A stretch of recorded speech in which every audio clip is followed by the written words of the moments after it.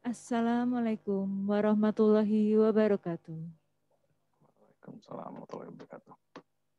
Acara sosialisasi budaya anti korupsi dan mekanisme pengawasan di Pengadilan Agama Magelang. Ikhtiar menuju WBBM oleh Erlangga Harisma Adi Kusuma dari Direktorat Pendidikan dan Pelayanan Masyarakat KPK segera dimulai. Menyanyikan lagu kebangsaan Indonesia Raya dan himne Mahkamah Agung Republik Indonesia. Hadirin dimohon berdiri.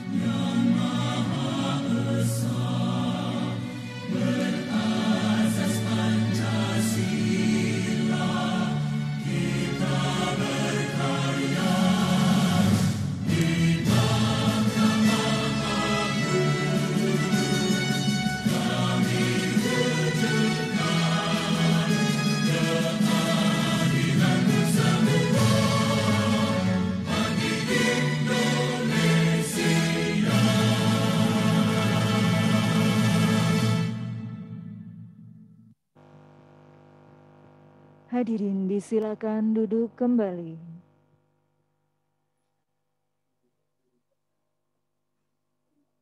Sambutan Ketua Pengadilan Agama Magelang kepada Yang Mulia Haji Abdul Halim Muhammad Soleh LC MEC MH disilakan. Assalamualaikum warahmatullahi wabarakatuh. Waalaikumsalam. Selamat pagi dan salam sejahtera untuk kita semua. Yang kami hormati Bapak Erlangga Harisma Adikusuma dari Direktorat Pendidikan dan Pelayanan Masyarakat KPK. Selamat pagi Bapak. Pagi Yang Pak. kami muliakan Ibu Wakil Ketua dan para Hakim Pengadilan Agama Magelang. Yang saya hormati Bapak Panitra, Bapak Sekretaris, dan seluruh hadirin aparat Pengadilan Agama Magelang. Pada kesempatan ini, izinkan saya memperkenalkan diri. Nama saya Abdul Halim Muhammad Soleh, selaku Ketua PA Magelang, menyampaikan ungkapan terima kasih kami atas perkenan Bapak Erlangga untuk meluangkan waktunya guna memberikan pencerahan kepada kami segenap aparatur Pengadilan Agama Magelang mengenai hukum seputar korupsi dan upaya menanggulanginya. Sebagai informasi kepada Bapak Erlangga, bahwa PA Magelang ini digawangi oleh 6 orang hakim, 1 orang panitera dan 1 orang sekretaris, serta 15 aparat Pengadilan Agama Magelang. PA Magelang merupakan salah satu satker pengadilan tingkat pertama di lingkungan Mahkamah Agung yang terdiri dari 800 satker di seluruh Indonesia. 800 satker, rinciannya terdiri dari 360 satker peradilan umum, 360 satker peradilan agama, sekitar 30 satker peradilan tata usaha negara, dan sekitar 20 satker peradilan militer.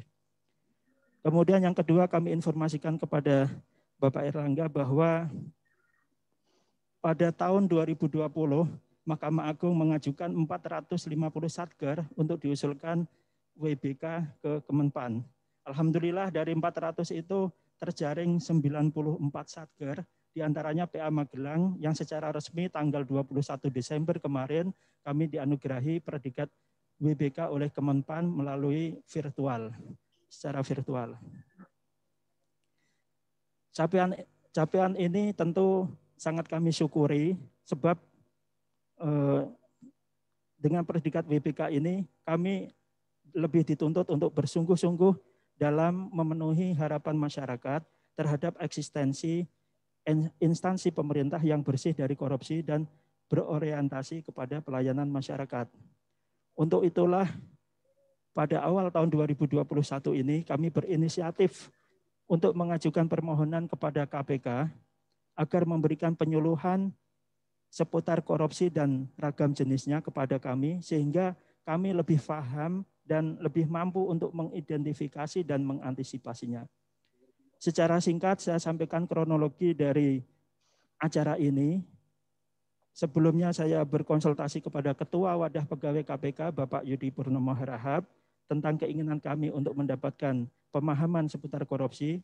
Oleh beliau kami dihubungkan kepada Bapak Beni. Kemudian atas petunjuk dari Bapak Beni kami membuat surat permohonan kepada KPK dan alhamdulillah surat tersebut direspon.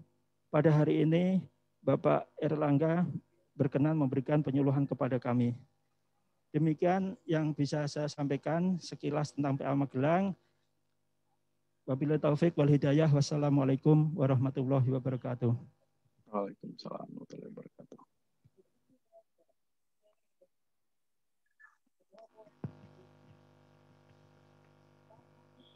Pembacaan doa.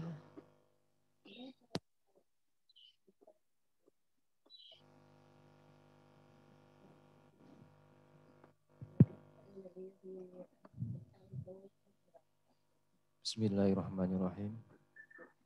Marilah kita berdoa sejenak agar acara ini berjalan lancar dan penuh berkah. Bismillahirrahmanirrahim. Asyhadu an la ilaha illallah, asyhadu anna Muhammadar Rasulullah. Allahumma shalli ala sayyidina Muhammad wa ala ali sayyidina Muhammad. Hamdan na'imin hamdan syakirin hamdan yafin ya ma yukafi mazidah. Ya Rabbana lakal hamdu kama yanbaghi li jalali wajhika karim wa 'azimi sultani. Allahumma inna nas'aluka rahmatik ya Allah. Allahumma ighfir lana dhunubana wa li ikhwanina alladhina sabaquna bil iman wa la taj'al fi qulubina ghillan lil ladzina amanu rabbana innaka ra'ufur rahim. Allahumma arinal haqqa haqqan warina tibana al-batila batila warzuqna ijtinaba. Allahumma iftah qulubana futuhal arifin. Iftah qulubana futuhal arifin innaka khairul fatihin. Rabbana anzilna munzalan mubarakan wa anta khairul munzilin ya sami'u ya basir. Rabbana zalamna anfusana lam taghfir lana wa tarhamna lanakunanna minal khasirin. La ilaha illa anta subhanaka inni kuntu minadh dhalimin. Rabbana atina min ladunka rahmah wa hayyi lana min amrina rasyada innaka antal wahhab. Rabbana atina fid dunya hasanah wa fil akhirati hasanah wa qina adzabannar. Wa sallallahu ala sayyidina Muhammadin nabil ummi wa ala alihi wa sahbihi wa baraka wa salam. Walhamdulillahi rabbil alamin.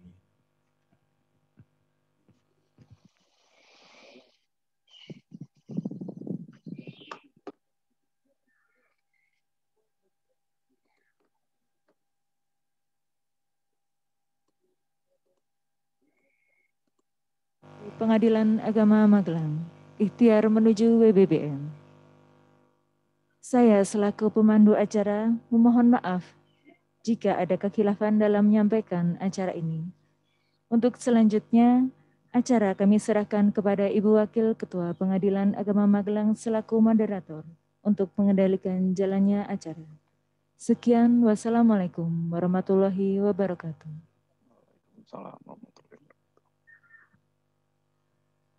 Assalamualaikum warahmatullahi wabarakatuh. Waalaikumsalam warahmatullahi wabarakatuh. Mari kita mulai acara pagi hari ini dengan bacaan basmalah. Yang terhormat Bapak Erlangga Karisma Adi Kusuma, yang mulia Bapak Ketua Pengadilan Agama Magelang, Bapak Ibu Hakim, yang kami hormati Bapak Panitra, Sekretaris, para pejabat fungsional dan struktural, serta para hadirin yang hadir di ruangan ini.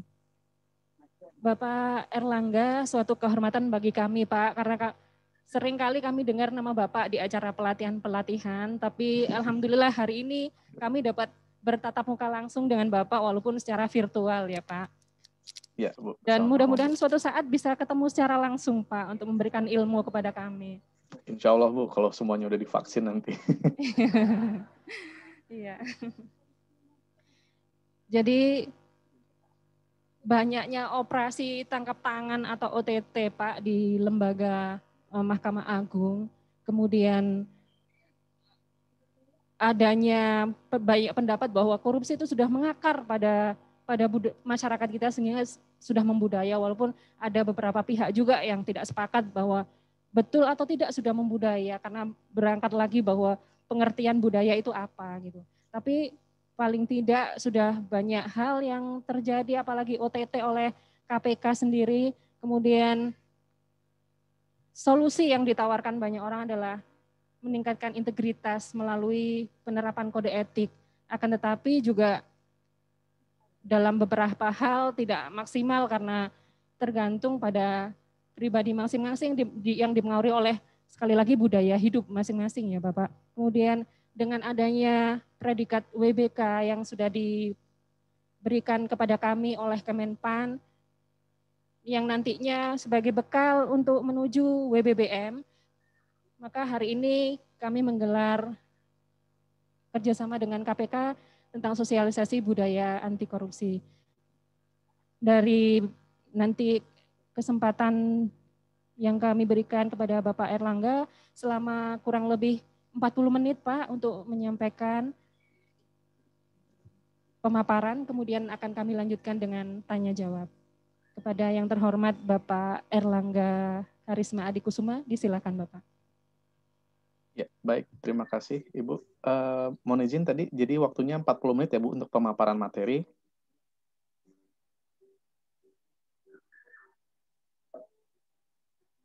Biar maksudnya saya nanti menyesuaikan waktunya gitu.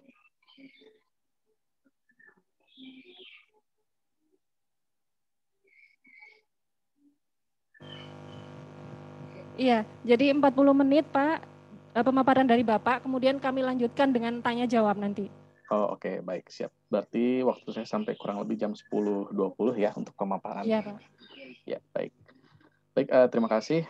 Mungkin sebelumnya saya juga menyampaikan terima kasih pada Pak Haji Abdul Halim selaku Ketua Pengadilan Agama Magelang, lalu Bu Wakil Ketua selaku moderator, lalu segenap Bapak Ibu Hakim, Panitera, Sekretaris, dan juga segenap jajaran dari Pengadilan Agama Magelang begitu ya. Kami juga dari KPK mengucapkan terima kasih. Kami sudah diberikan waktu dan kesempatan untuk sharing mungkin ya. Jadi biar kami juga kan buka, ibaratnya kalau kita bicara soal hukum, kita bicara soal banyak hal, saya pikir juga teman-teman di Pengadilan Agama pasti juga memiliki kompetensi yang mumpuni, saya pikir. Jadi bukan KPK di sini mau menggurui itu apa gitu, tapi kita lebih sharing-sharing aja bagaimana nilai-nilai atau bagaimana konsep dari pemberantasan korupsi itu sendiri seperti apa begitu. Nah, mungkin untuk pengantar nanti materi yang akan saya bawakan hari ini kurang lebih mengenai yaitu tadi apa jenis-jenis korupsi yang ada gitu ya, lalu bagaimana nanti cara-cara atau tata cara penanggulangannya. Mungkin nanti akan sedikit juga akan saya singgung mengenai WBK, WBBM dan lain sebagainya. Lalu ibaratnya strategi pencegahan korupsi secara komprehensifnya gitu ya. Jadi karena kalau kita bicara pemberantasan korupsi, kita nggak bisa bicara satu hal saja, misalkan hanya OTT saja, hanya menangkap saja, hanya memenjarakan koruptor saja, tapi ada banyak hal seperti pengawasan, penguatan sistem, edukasi kepada pegawai dan lain sebagainya. Itu sebuah sebuah sistem, semua komponennya mesti berjalan secara simultan, barulah korupsi ini bisa diberantas gitu ya. Jadi nanti kira-kira apa yang nanti bisa kita sama-sama share di sini, mungkin nanti juga ke depannya apabila nanti ada dari PA Magelang membutuhkan misalkan materi-materi spesifik misalkan terkait dengan bimbingan teknis pelaporan LHKPN, gratifikasi, itu juga nanti bisa kami fasilitasi ya Bu ya. Jadi nanti kita bisa diskusikan lebih banyak nanti ke depannya seperti apa begitu. Nah, mungkin tadi menarik juga Bu, dari pembukaan dari Ibu ya terkait dengan korupsi itu apakah ia sudah apakah menjadi budaya Indonesia gitu ya. Jadi dari beberapa ahli juga yang pernah bekerja sama dengan KPK memang tidak bisa disebut sebagai ya budaya itu tadi, artinya budaya kan memiliki definisi, memiliki indikator-indikator, sehingga menurut saya ketika ada yang mengatakan bahwa korupsi itulah budaya di sini ya itu lebih kepada orang-orang yang melakukan pemakluman ya, artinya oh ya memang korupsi itu udah jadi budaya gitu. Jadi mereka berusaha memaklumi tindak pidana korupsi, makanya kita agak kesulitan untuk mengubah mindset ya, karena orang banyak yang merasa memaklumi, oh ya biasalah itu, oh ya begitulah ini udah budaya di sini. Tapi sebenarnya kalaupun bicara dari segi ahli tadi Bu ya, nggak ada ahli yang bilang bahwa itu adalah pasti yang pernah kerjasama dengan KPK ya, baik dari sisi hukum, dari segi sosial gitu, tidak ada yang sepakat bahwa korupsi itu budaya. Mungkin pengalaman saya sendiri Bu ya, ketika kami melakukan sosialisasi ke daerah-daerah, kan kadang-kadang kita sering melihat nilai-nilai atau kearifan lokal gitu ya, budaya-budaya lokal. Saya pikir tidak ada satupun daerah di Indonesia yang memiliki budaya korupsi gitu Bu. Bahkan ketika saya salah satunya mungkin pernah berkunjung ke daerah Ternate begitu Bu ya, nilai-nilai kearifan lokal yang dipegang di sebuah pulau adalah saya lupa bahasa sananya, tapi mereka bilang adalah punya saya ya punya saya, punya Anda ya punya Anda. Mereka memahami integritas dengan cara sesimpel itu. Saya nggak boleh ngambil punya orang, dan orang juga nggak boleh ngambil punya saya. Sehingga waktu itu saya di sana itu, orang-orang di sana saking jujurnya Bu, mereka cerita di sini rumah nggak ada yang dipagar dikunci Bu. Ibu naruh motor pinggir jalan nggak bakal hilang. Di sini semua orang kenal kekeluargaan dan ibaratnya mereka saling menghormati hak milik orang lain. Gitu. Jadi saya pikir kalau dibilang tadi apakah korupsi budaya Indonesia, saya pikir sangat-sangat tidak tepat begitu ya. Jadi justru budaya lokal Indonesia adalah ya budaya dengan nilai-nilai kejujuran seperti itu. Jadi mungkin itu untuk pengantar saja begitu ya. Baik, saya akan coba share materinya. Apakah sudah terlihat materinya? Sudah jelas ya? Baik. Ya, sudah Pak. Sudah terlihat. Baik. Sekarang. Nah, mungkin untuk di awal saya sedikit sharing mengenai dampak korupsi dulu. Jadi sebelum kita masuk ke apa itu korupsi, bagaimana memberantasnya, pertama kita bahas dulu kenapa kita mesti memberantas korupsi. Ini tadi yang saya bilang, masih banyak orang-orang di negara kita yang masih memaklumi itu tadi ya Bu ya, merasa korupsi itu ya biasa-biasa saja. Jadi kalau kita lihat survei persepsi integritas gitu ya Bu ya, di masyarakat kita masih banyak loh Bu, warga masyarakat kita yang masih menganggap ya korupsi itu wajar saja gitu loh. Oh enggak, kalau kita lagi di misalkan di pelayanan publik dimintain uang oleh petugas ya itu ya wajar saja gitu. Itu uang rokok dan lain sebagainya. Padahal sebenarnya kan itu salah satu bentuk korupsi yang dan tidak boleh dibiasakan begitu ya. Jadi dibanding budaya saya mungkin lebih cocok menyebutnya sebagai kebiasaan ya, kebiasaan buruk gitu Bu. Nah, pemakluman ini kemudian orang terkadang tidak memahami kenapa korupsi itu jahat gitu, kenapa korupsi harus kita berantas ya, sehingga mereka berpikir untuk memaklumi. Mungkin saya ambil contoh, ini kan ada beberapa dampak yang di highlight ya oleh UNCAC atau United Nations Convention Against Corruption yang sudah diratifikasi oleh Indonesia melalui Undang-Undang Nomor 7 Tahun 2006. Mungkin saya ambil contoh yang sebelah kiri saja Bu, merusak pasar atau harga. Contohnya aja kita melihat misalkan di negara kita masih banyak orang yang berada di garis kemiskinan. Misalkan kita mengeluhkan harga-harga mahal, harga bahan pokok mahal. Nah, itu salah satunya adalah pengaruh dari korupsi. Kalau Bapak Ibu ingat mungkin ya, tahun 2019 sempat ada KPK OTT terkait dengan kasus impor bawang putih. Nah, di situ kita melihat ada dugaan di mana si pengusaha yang impor agar mendapatkan kuota impor dia harus menyuap pejabat-pejabat terkait dengan izin impornya itu tadi. Dan jumlahnya nggak main-main, Bapak Ibu ya. Jadi kalau tidak salah diduga itu si pengusaha dimintai fee untuk setiap kilogramnya adalah Rp1.800. Kelihatannya kecil nih, Rp1.800 ya. Kok suap cuma 1.800 nih. Tapi yang jadi masalah itu kan per kilogram. Ya. Si pengusaha ini kalau tidak salah dia dapat izin impornya 20.000 ton kilogram bawang putih. 20.000 ton itu kan ya 20 juta kilogram ya. 20 juta dikali 1.800 sudah 36 miliar sendiri. Nah, lalu apa hubungannya dengan merusak pasar? Ya namanya pengusaha kan mereka mengimpor bawang untuk dijual lagi di sini. Nah, apakah kemudian harganya sesuai dengan yang diimpor? Ya tidak, pasti sudah ditambahi komponen 1.800 itu tadi, sehingga ya harga jual yang jatuh di masyarakat itu sudah termasuk biaya impornya, sudah termasuk biaya suapnya, dan lain sebagainya. Maka kemudian harga di masyarakat menjadi tinggi begitu. Itulah yang kemudian kita bisa pahami bahwa ya secara tidak langsung korupsi itu sangat mempengaruhi kehidupan masyarakat di Indonesia. Sehingga ya tidak boleh kita kemudian memaklumi atau menganggap korupsi itu ya sebagai hal yang wajar-wajar saja begitu. Itu kita baru bicara bawang putih misalkan yang ibaratnya konsumsi per kapitanya cuma kalau nggak salah 3 kg per tahun ya orang Indonesia. Belum kita bicara soal gula, belum kita bicara soal beras dan lain sebagainya. Jadi kita bisa lihat korupsi itu benar-benar menyengsarakan masyarakat begitu. Apalagi kalau misalkan kemarin kita lihat ada lagi korupsi terkait dengan dana bansos gitu kan. Itu lebih apalagi jahat lagi gitu kan, gimana bantuan sosial kok masih juga di korupsi seperti itu. Sehingga ini yang mesti kita mulai dulu di awal, bahwa kita sepakat dulu bahwa ya korupsi ini bukan sesuatu yang boleh kita toleransi begitu ya. Harus kita berantas ya, mulai dari hal-hal yang terkecilnya seperti itu. Nah, ini sedikit gambaran saja dari data-data yang ditangani oleh KPK begitu ya. Mungkin datanya masih tahun 2019, karena yang 2020 saya belum dapat rekapnya ya. Jadi kalau dilihat dari segi profesi, itu yang kita lihat paling banyak adalah dari pihak swasta sebenarnya. 297 kasus. Nah, dari dari sini kita bisa lihat korelasinya dengan modusnya di sebelah kanan ya. Yang paling banyak adalah penyuapan. Jadi kalau penyuapan sudah pasti ada dua pihak nih, ada penyuap, pemberi suap, dan penerima suap. Nah, pemberi suapnya inilah pihak swasta, yang diberi suap ya ini macam-macam. Ada yang anggota DPR, DPRD, ada yang ASN, eselon 1, 2, 3, 4, gubernur, dan lain sebagainya. Nah, ini mungkin gambaran saja bahwa ada titik-titik rawan atau misalkan dunia kerja kita yang mungkin punya risiko terpapar korupsi lebih banyak begitu ya.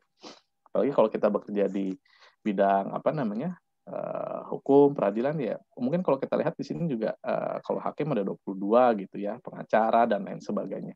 mungkin bukan bukan yang top skornya, tapi kita bisa lihat ada potensi lah risiko di sana. Nah, bagaimana kita kemudian ke depannya memahami apa itu korupsi, bagaimana kita memberantasnya sehingga kita bisa bisa bekerja dengan baik dan sesuai dengan peraturan seperti itu.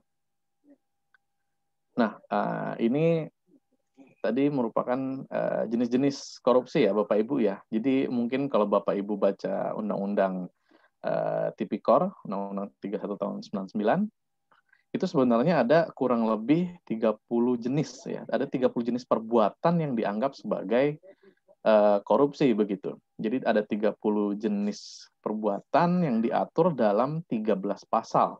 Nah, tapi mungkin kalau saya jelasin satu-satu ya nggak cukup juga waktunya gitu. Seharian tuh bisa 12 jam pelajaran sendiri kali kalau di klub gitu ya. Nah, tapi kita bisa biasanya kalau KPK mengelompokkan saja menjadi 7 jenis nih ya. Jadi ada 7 yang bisa kita kelompokkan. Yang pertama adalah kerugian keuangan negara ya. Kalau kerugian keuangan negara itu jelas basisnya adalah hasil pemeriksaan audit gitu ya. Misalkan audit dari BPK atau BPKP dengan penggunaan atau penggunaan keuangan negara lalu ditemukan kerugian, nah maka disitulah kemudian dilakukan penyelidikan gitu ya.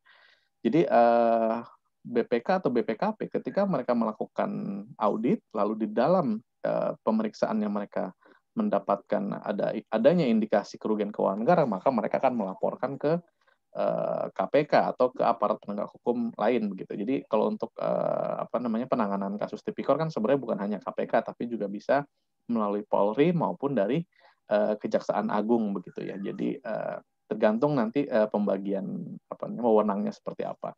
Nah, jadi untuk kerugian keuangan negara kita berbasis pada audit dari BPK begitu.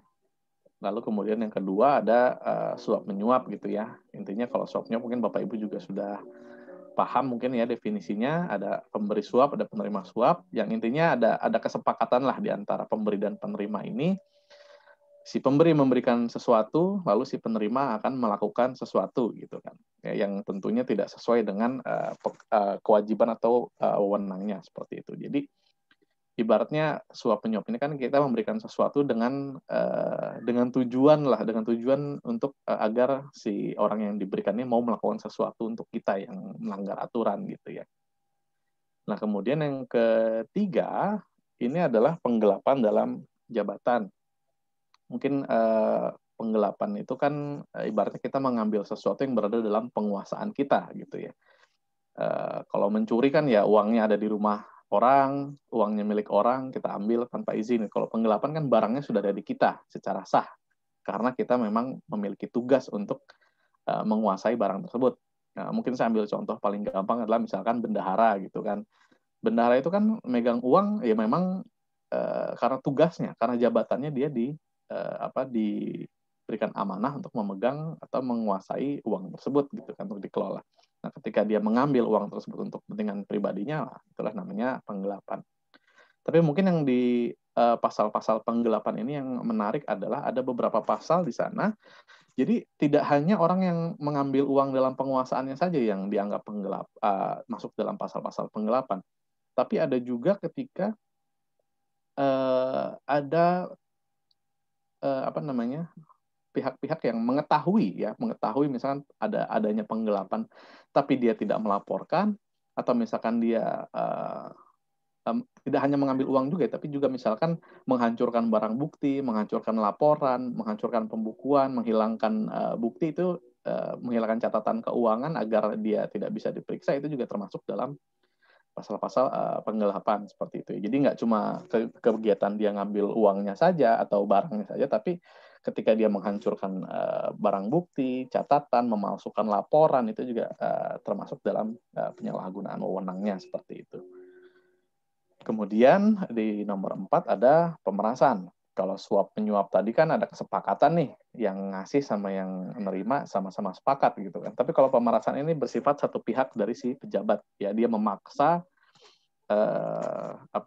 masyarakat untuk memberikan sejumlah uang yang padahal seharusnya misalkan pelayanan tersebut harusnya diterima secara gratis gitu ya.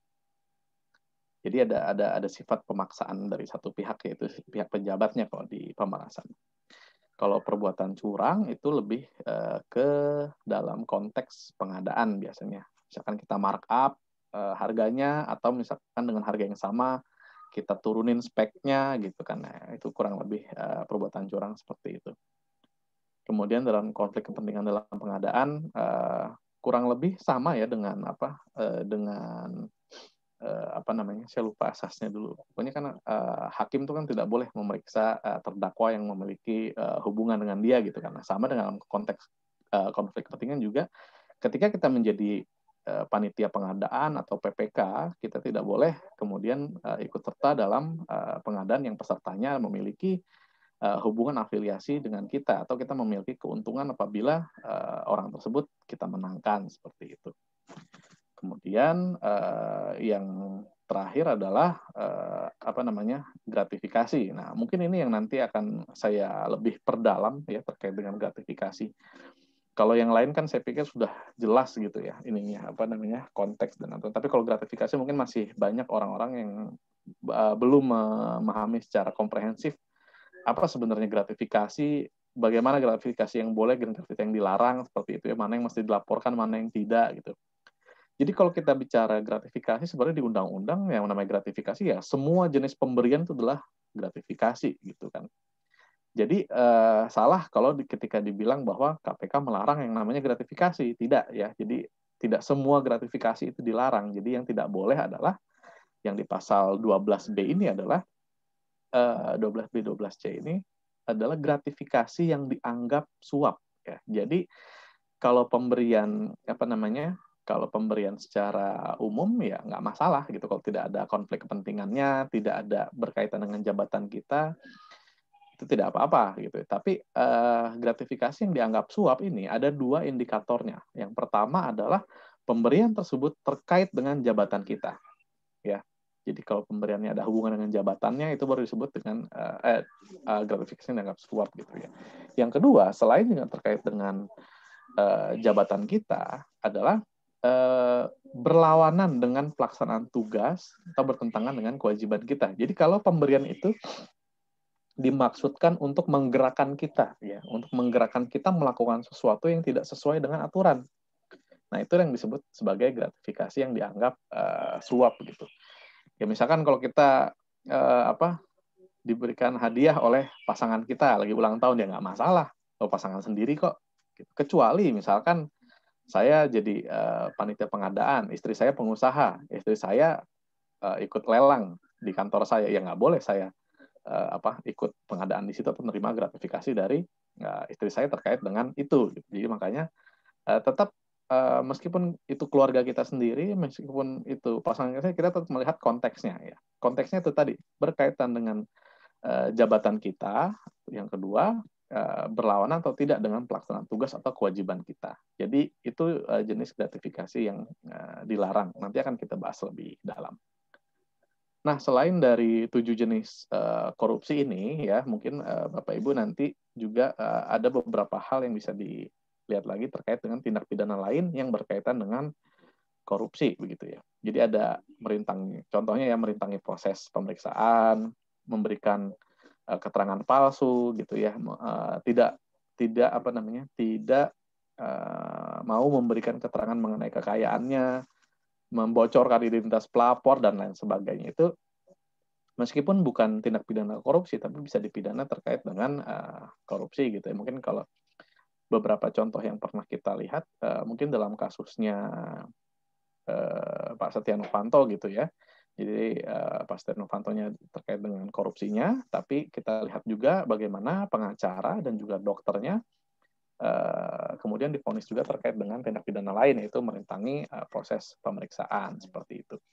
Jadi mungkin itu sekilas saja ya Bapak Ibu terkait dengan jenis-jenis korupsi. Mungkin nanti apabila Bapak Ibu ingin mengakses materi-materi yang lebih komprehensif, nanti Bapak Ibu bisa akses di website KPK atau di learning center-nya KPK, aclc.kpk.go.id, nanti untuk bisa mendalami mengenai materi-materi ini gitu ya. Atau nanti misalkan ada waktu lain gitu, mungkin kita bisa ngobrol lebih banyak terkait dengan definisi-definisi dari korupsi. Tapi setidaknya secara umum itu adalah 7 jenis korupsi beserta tindak pidana lain yang berkaitan dengan korupsi. Mungkin nanti bisa apabila ada yang ingin didiskusikan nanti bisa di sesi tanya jawab. Nah, kemudian terkait dengan strategi pemberantasannya, nah untuk KPK sendiri menggunakan strategi Trisula ya. Jadi ada 3 komponen utama dalam pemberantasan korupsi. Jadi yang pertama adalah dengan enforcement atau penindakan ya, memberikan efek jera. Ibaratnya ya kalau ada yang korupsi kita tangkap, kita hukum, kita proses gitu kan. Sehingga si pelaku mendapat hukuman, jera, dan orang masyarakat yang melihat juga menjadi warning gitu. Oh, kalau saya korupsi kayak gini nih, bakal dihukum nih gitu kan. Itu yang diharapkan dari efek jera agar orang tidak mau lagi melakukan korupsi begitu. Yang kedua adalah dengan prevention, pencegahan ya, atau dengan perbaikan sistem. Nah, kalau kita bicara soal penindakan, sekarang kita bicara pencegahan. Ya, pencegahannya ini dengan perbaikan sistem dalam artian bagaimana kita menutup celah-celah yang ada di dalam sistem atau prosedur kerja kita. Agar apa? Agar pegawai-pegawai yang berada di lingkungan kita itu tidak bisa melakukan korupsi gitu ya. Bagaimana kita melakukan pengawasan, bagaimana kita melakukan audit, bagaimana kita membuat sistem kinerja yang lebih baik, itulah disebut dengan prevention ini ya, perbaikan sistem. Kalau edukasi, yang terakhir yang edukasi adalah dengan cara memberikan pemahaman mengenai 2 hal ya. Pertama ada kompetensi, yang kedua ada integritas. Kompetensi itu penting ya, artinya setiap pegawai itu harus memiliki kompetensi yang memang diperlukan di bidangnya. Yang kedua harus memiliki nilai-nilai integritas dalam pelaksanaan kinerjanya. Jadi 3 komponen ini memang harus dijalankan secara simultan.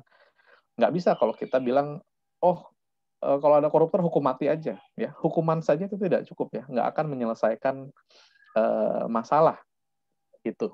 Ibaratnya ya mau kita tangkapin berapa orang juga, kalau sistemnya masih jelek ya, peraturannya tidak kuat, masih banyak celah-celahnya, tentu peluang korupsi itu tetap bisa dilakukan gitu kan.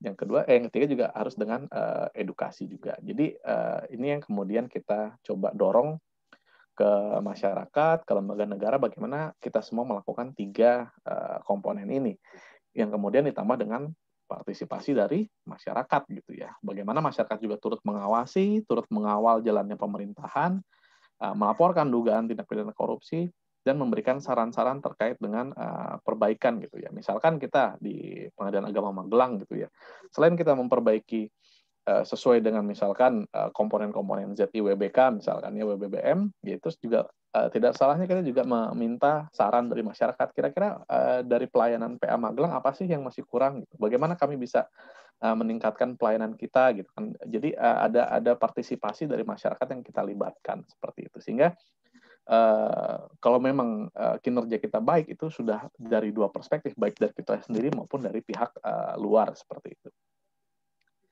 Nah, kalau KPK sendiri sebenarnya tugasnya ada dalam menjalankan 3 itu yang ibaratnya diejawantahkan menjadi 6 tugas dan fungsinya gitu ya. Jadi ada pencegahan, monitoring penyelenggaraan pemerintah ya, koordinasi dengan instansi lain, supervisi tindak pidana korupsi, Litdikdut ya terhadap Tipikor, dan juga ada eksekusi putusan hakim begitu.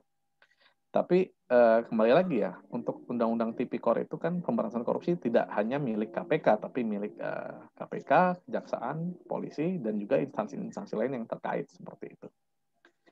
Nah, mungkin kalau untuk soal penindakan gitu ya, mungkin saya tidak akan terlalu banyak bicara ya, karena kami juga dari Kedeputian Bidang Pendidikan juga berkoordinasi dengan pencegahan, jadi mungkin saya akan lebih banyak perspektifnya mengenai pencegahan dan edukasi begitu ya Bapak Ibu. Nah, dalam konteks pencegahan, KPK sebenarnya memiliki 5 unit lah yang terkait ya. Ini saya tidak bicara organisasi ya, tapi bicara fungsi.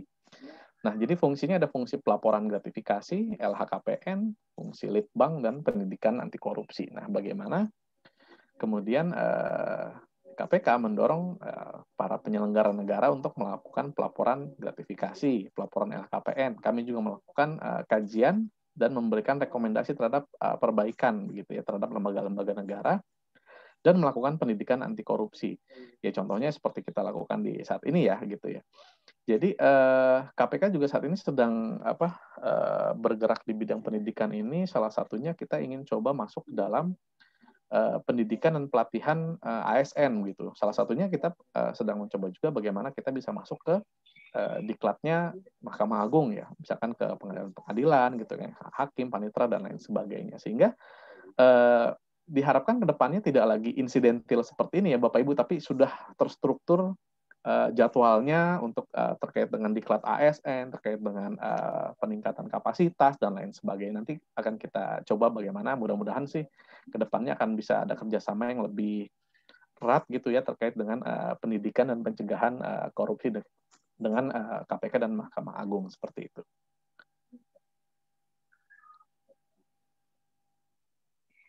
Nah, mungkin kalau kita lihat tadi beberapa jenis-jenis korupsi, nah terutama kita yang bekerja di bidang pelayanan publik ya, dalam hal ini pengadilan agama misalkan, titik-titik rawannya ya sebagai pemberi layanan kita ya tadi berpotensi melakukan pemerasan, penyalahgunaan wewenang, ada konflik kepentingan. Nah, dari sisi pengguna layanan yang kita mesti waspadai adanya suap dan gratifikasi begitu ya. Nah, kita akan bahas sedikit lebih dalam mengenai apa sih gratifikasi itu, gitu kan. Nah, tadi seperti saya bilang di awal, sebenarnya kalau di undang-undang itu macam-macam ya. Semua jenis pemberian tuh gratifikasi, mau ngasih uang, barang, dikasih diskon, dikasih komisi, dikasih fasilitas apapun ya, biaya pengobatan, dikasih tiket liburan, itu semua namanya gratifikasi. Nah, cuman yang mesti kita perhatikan adalah tadi, mana sih yang dianggap sebagai suap gitu kan. Jadi berkaitan dengan jabatan dan bertentangan dengan kewajiban atau tugas gitu ya. Kalau kita sebagai hakim misalkan diberikan tiket liburan misalkan, ya kita lihat dulu siapa yang ngasih nih. Kalau yang ngasih anak kita misalkan nih biar kita senang dikasih tiket liburan ya nggak masalah, orang anak sendiri gitu kan, nggak ada hubungannya juga.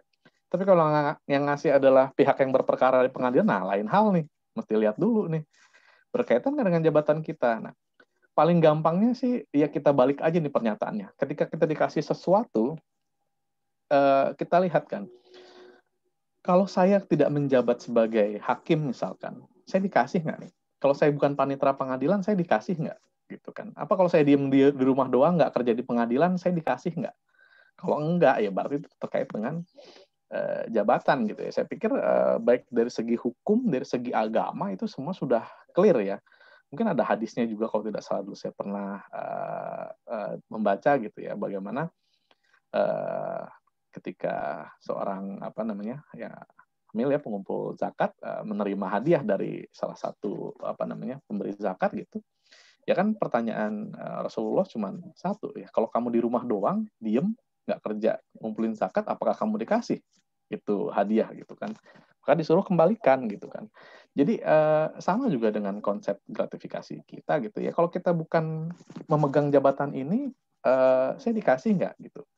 Seperti itu misalkan ya. Jadi kalau sudah berkaitan dengan jabatan kita, kemudian apalagi bertentangan dengan kewajiban atau tugas kita, nah itu sudah pasti bukan sebaiknya, wajib kita tolak gitu ya. Kalau tidak bisa kita tolak, maka kita harus laporkan. Jadi segala penerimaan gratifikasi yang dianggap suap gitu ya, tidak akan gugur pidananya apabila kita melaporkan ke KPK dalam waktu 30 hari. Jadi misalkan kalau kita dikasihnya langsung nih, kita kan bisa nolak gitu ya. Tapi misalkan tahu-tahu dikirim ke rumah gitu kan, kita nggak tahu ya, namanya orang nyoba-nyoba gitu kan. Tahu-tahu ditransfer ke rekening kita gitu kan. Nah, itu yang penting adalah 30 hari sejak kita menerima, itu kita laporkan ke KPK. Atau kalau sesuai dengan pembangunan ZIWBK, misalkan di PA Magelang sudah ada unit pengendalian gratifikasi, maka segera laporkan ke unit pengendalian gratifikasi begitu. Nah, jadi kalau kita mesti bedakan, kan ada hadiah, ada gratifikasi, ada suap, gratifikasi yang dianggap suap. Pokoknya kuncinya kita apalin yang dianggap suap aja nih. Ada kaitan dengan jabatan, berlawanan nggak dengan kewajiban kita gitu. dua indikator itu saja yang perlu kita kita pahami ketika kita menerima sebuah pemberian gitu. Nah, ini alur pelaporannya gitu ya. Jadi nanti Bapak Ibu setelah mendapatkan gratifikasi mengisi formulir, kemudian disampaikan melalui macam-macam, bisa berkirim surat, bisa di telepon dulu, fax gitu ya, bisa lewat email, bisa lewat aplikasi. Jadi kalau Bapak Ibu nggak mau repot, bisa download aplikasi Goal KPK ya. Nanti bisa lihat infonya di goal.kpk.go.id. Nanti ada aplikasi untuk pelaporan gratifikasi begitu. Nah, nanti akan direview oleh KPK gitu ya Bapak Ibu.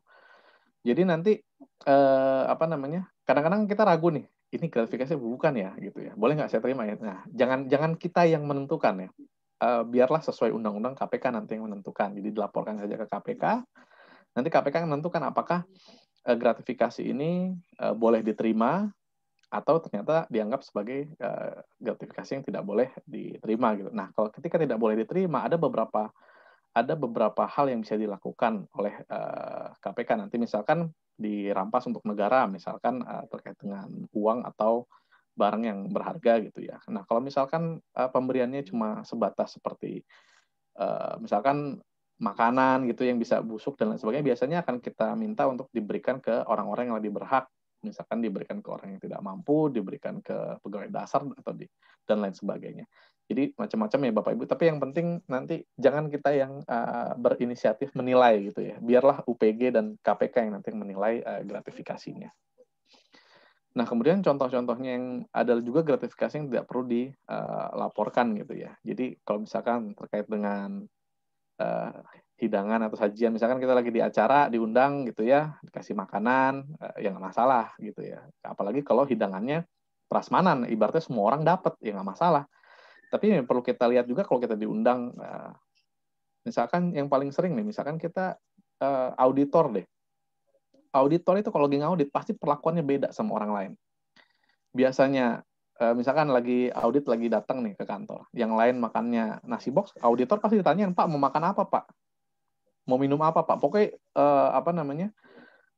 pokoknya kemauannya bakal diturutin sebagus-bagusnya gitu. Nah itu juga masih kita lihat juga. Kalau yang lain nasi box kok kita dikasihnya makanan mahal ya kita mesti lihat juga nih maksudnya apa nih? Apa jangan-jangan dia berusaha menggerakkan kita gitu agar bersikap baik kepada dia. Nah itu yang mesti kita coba pahami ya. Kalau berlaku umum ya, kalau emang semuanya mewah semua gitu. Kalau yang lain makanan nasi box kitanya mewah, nah itu kita mesti lihat-lihat juga gitu ya. Jadi kuncinya adalah berlaku umum gitu ya.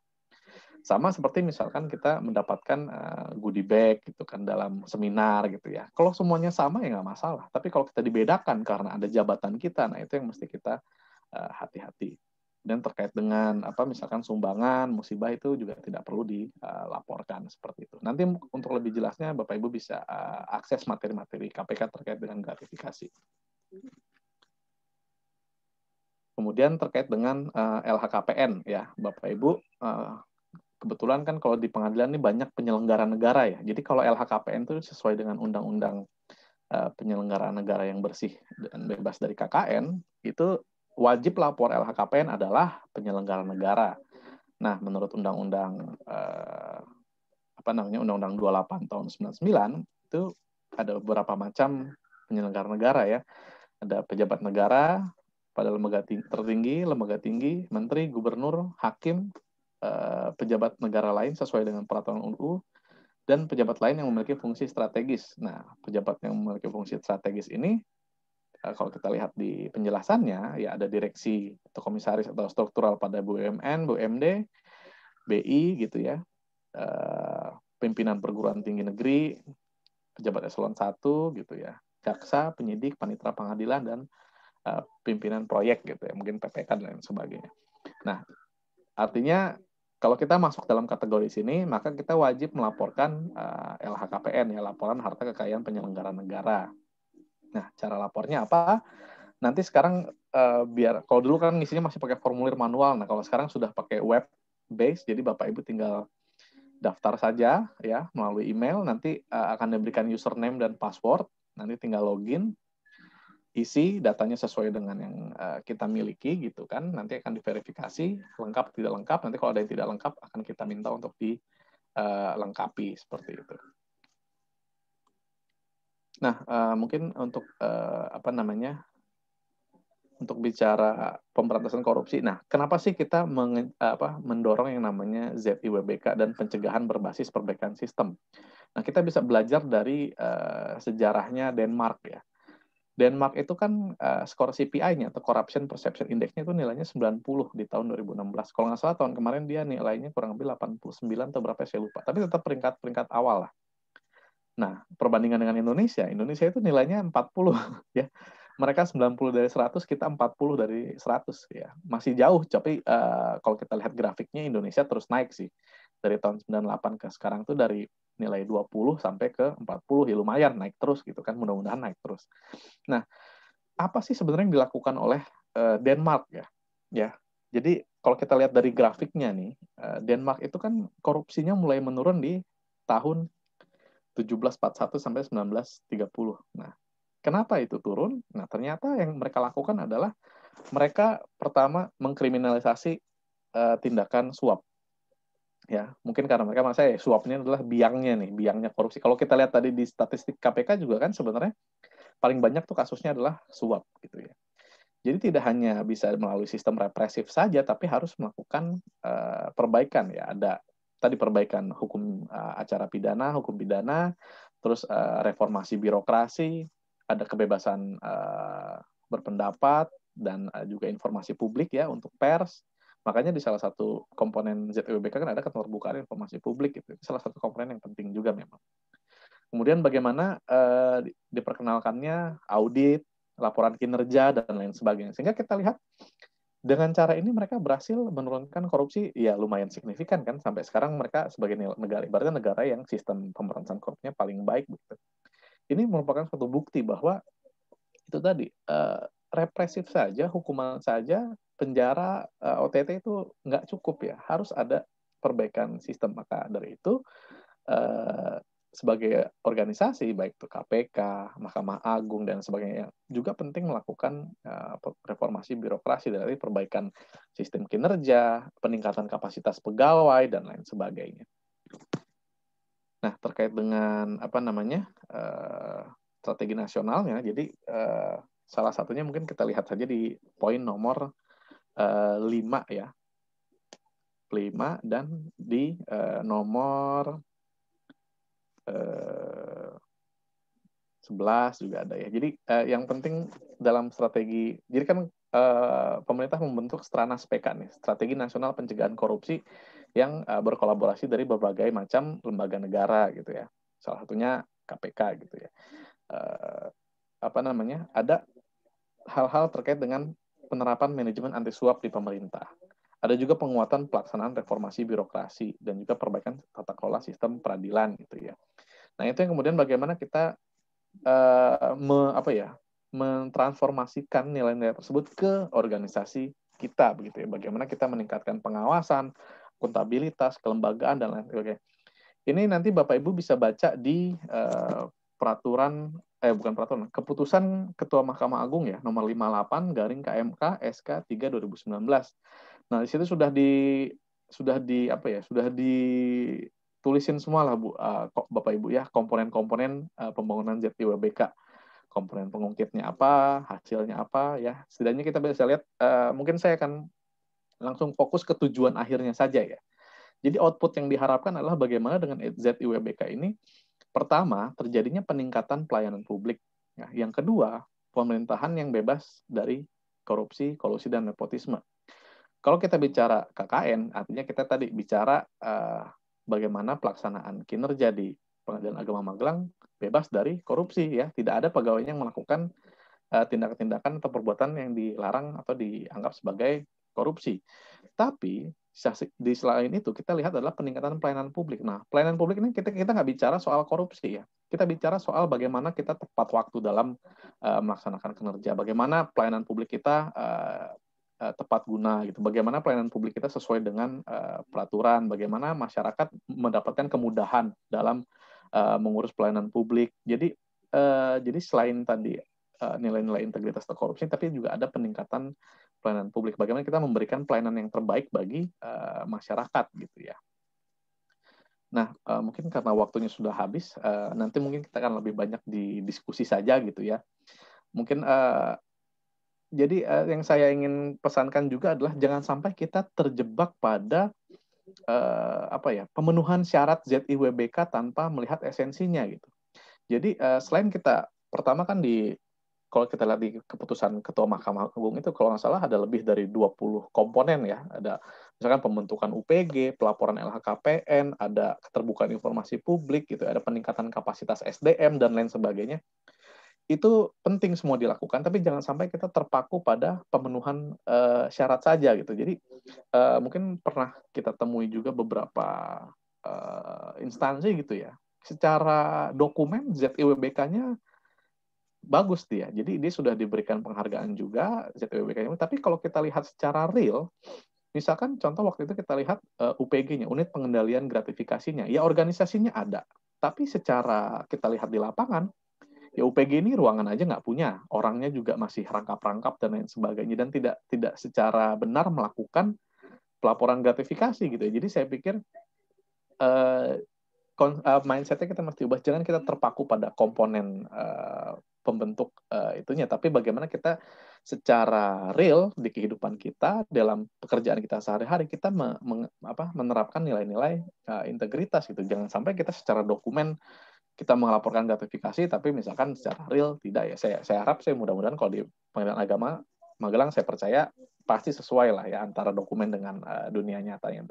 Jadi yang paling penting adalah bagaimana sebenarnya kita meningkatkan pelayanan publik kita ke masyarakat dan juga bersih dari KKN. Ibaratnya kalau pelayanan publik dinilainya memang secara dokumen gitu, secara fasilitas, tapi kan yang penting juga kita lihat adalah bagaimana sebenarnya penerimaan masyarakat. Apa benar masyarakat mendapatkan pelayanan publik yang baik gitu ya, dan cepat dan mudah gitu di instansi kita. Jadi selain pemenuhan syarat-syarat tadi, tapi penting juga kita melakukan nilai tersebut dan menginternalisasikan nilai tersebut dalam kehidupan kita sehari-hari, dalam pelaksanaan pekerjaan kita sehari-hari. Jadi untuk memberantas korupsi ya minimal dari diri sendiri kita dulu ya. Jangan sampai kita menjadi pelaku. Tadi kita sudah tahu ya jenis-jenis korupsinya apa saja, nanti bisa diperdalam. Jangan sampai kita melakukan itu. Yang kedua, jangan juga kita mau menjadi korban. Jangan sampai kita mau disuruh atasan untuk melakukan hal-hal yang tidak baik ya. Nanti bisa jadi kena penyertaan, pembantuan, dan lain sebagainya. Dan kalau kita melihat ada orang di lembaga kita yang melakukan korupsi, jangan diam saja. Sesuai dengan perintah undang-undang, kita tidak boleh diam ya. Kita harus melihat, kalau kita lihat, kita harus laporkan ya. Jangan kita melakukan pembiaran ya. Ada pasalnya juga kalau kita membiarkan orang melakukan penggelapan, kita membiarkan orang menghilangkan barang bukti, dan kita tidak melaporkan, kita bisa kena juga. Kenapa seperti itu? Karena kita adalah ASN ini adalah ibaratnya abdi negara ya, pelayan masyarakat. Kita punya kewajiban yang lebih, kita punya tanggung jawab untuk mengawasi jalannya pemerintahan dengan baik gitu ya. Sehingga kita harus bekerja sesuai dengan kode etik profesi kita, internalisasi nilai-nilai integritas dalam diri dan organisasi, lapor LHKPN sesuai peraturan, tolak gratifikasi, dan mencegah dan melaporkan korupsi yang diketahui. Nah, nanti mungkin kita bisa kalau KPK kan punya 9 nilai anti korupsi ya untuk tapi saya pikir kalau untuk nilai-nilai anti korupsi saya pikir itu universal ya, tidak perlu kita definisikan harus 9 nilai ini gitu kalau di Mahkamah Agung. Apalagi kalau Mahkamah Agung sudah punya juga 8 nilai utama Mahkamah Agung gitu ya. Jadi saya pikir nggak perlu juga KPK nyuruh-nyuruh Mahkamah Agung ikut nilai-nilainya KPK, tapi saya pikir Pengadilan Agama Magelang cukup mengejawantakan nilai-nilai Mahkamah Agung seperti kemandirian, integritas, kejujuran, dan lain sebagainya, itu sudah cukup saya pikir. Jadi saya pikir nilai ini adalah nilai integritas adalah universal. Selama kita memegang teguh nilai-nilai ini, saya pikir kita bisa terhindar dan bebas dari korupsi begitu ya. Mungkin itu saja materi saya hari ini karena keterbatasan waktu ya. Nanti mungkin silakan apabila ada yang ingin didiskusikan di sesi tanya jawab. Nanti kalau Bapak Ibu ingin mengakses materi-materi anti korupsi ya, baik itu materi pembelajaran, materi diklat, ataupun mau lihat misalkan tadi data-data statistik KPK, kajian-kajiannya KPK, atau mau cek kasus-kasus yang sudah inkrah, itu bisa di website KPK.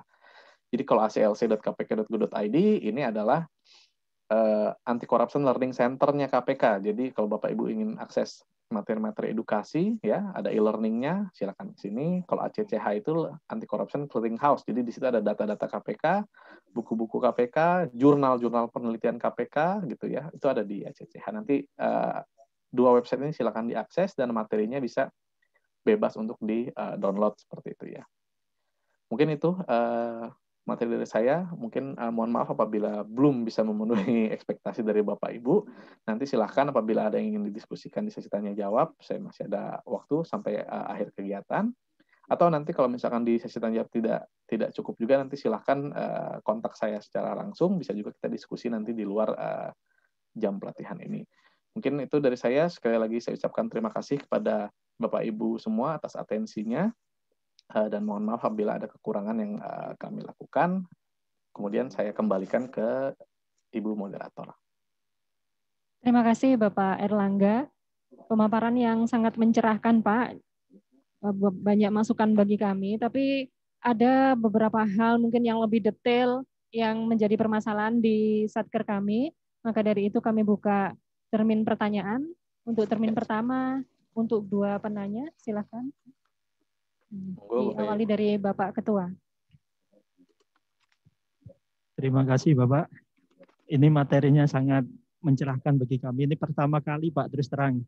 Saya mengikuti diklat Cakem, diklat Hakim Berkelanjutan, bahkan pernah diajar oleh Bu Albertina Hu, Bapak. Oh iya. Materi yang Bapak ajarkan ini betul-betul baru pertama yang saya rasakan sangat bermanfaat.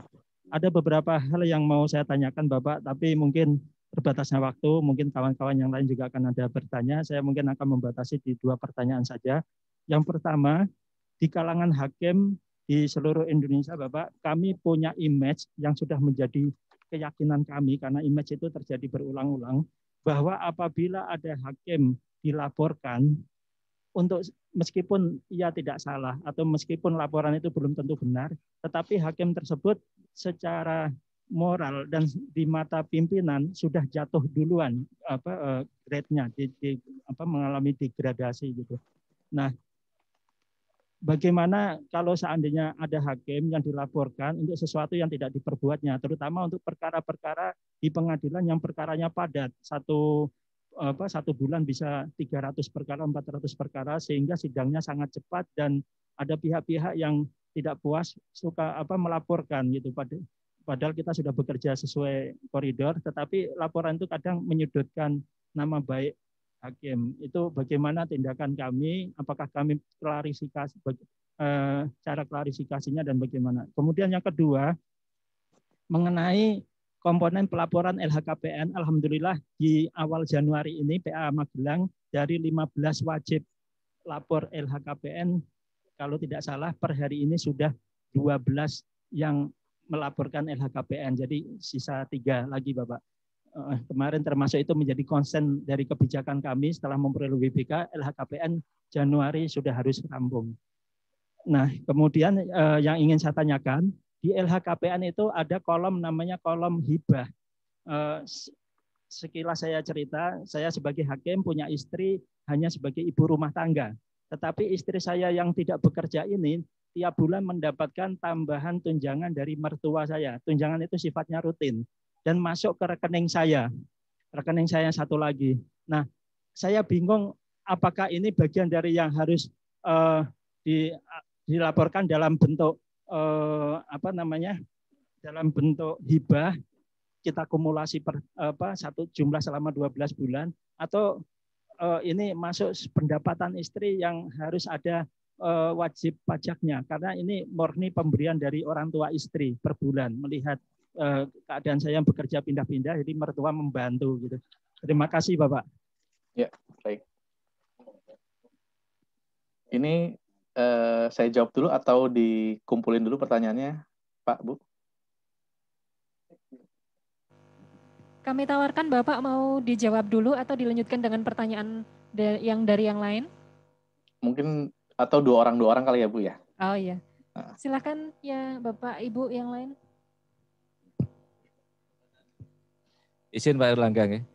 Ya. Ada banyak pertanyaan Pak, tapi karena ketersediaan waktu saya rangkum menjadi 3 pertanyaan. Yang pertama, menurut pemantauan KPK selama ini nggih, atau berdasarkan analisis KPK, di sektor mana saja di dalam lembaga peradilan itu yang potensial atau yang kemungkinan besar itu menjadi lahan korupsi atau gratifikasi atau suap gitu ya. Jadi di sektor-sektor mana saja, ini penting supaya kita bisa mengantisipasi Pak. Anggap saja kalau kita persempit ruangannya di sektor pengadilan agama. Karena tentu KPK punya analisis sendiri. Kalau peradilan umum itu seperti ini, agama seperti ini, tun dan militer seperti ini. Nah, berdasarkan analisis KPK, di sektor mana saja yang potensial besar untuk menjadi lahan besar adanya korupsi. Yang kedua, selama ini kita mendapatkan arahan baik dari pimpinan langsung maupun dari Mahkamah Agung kaitannya dengan proses pencegahan korupsi. Entah itu bisa berupa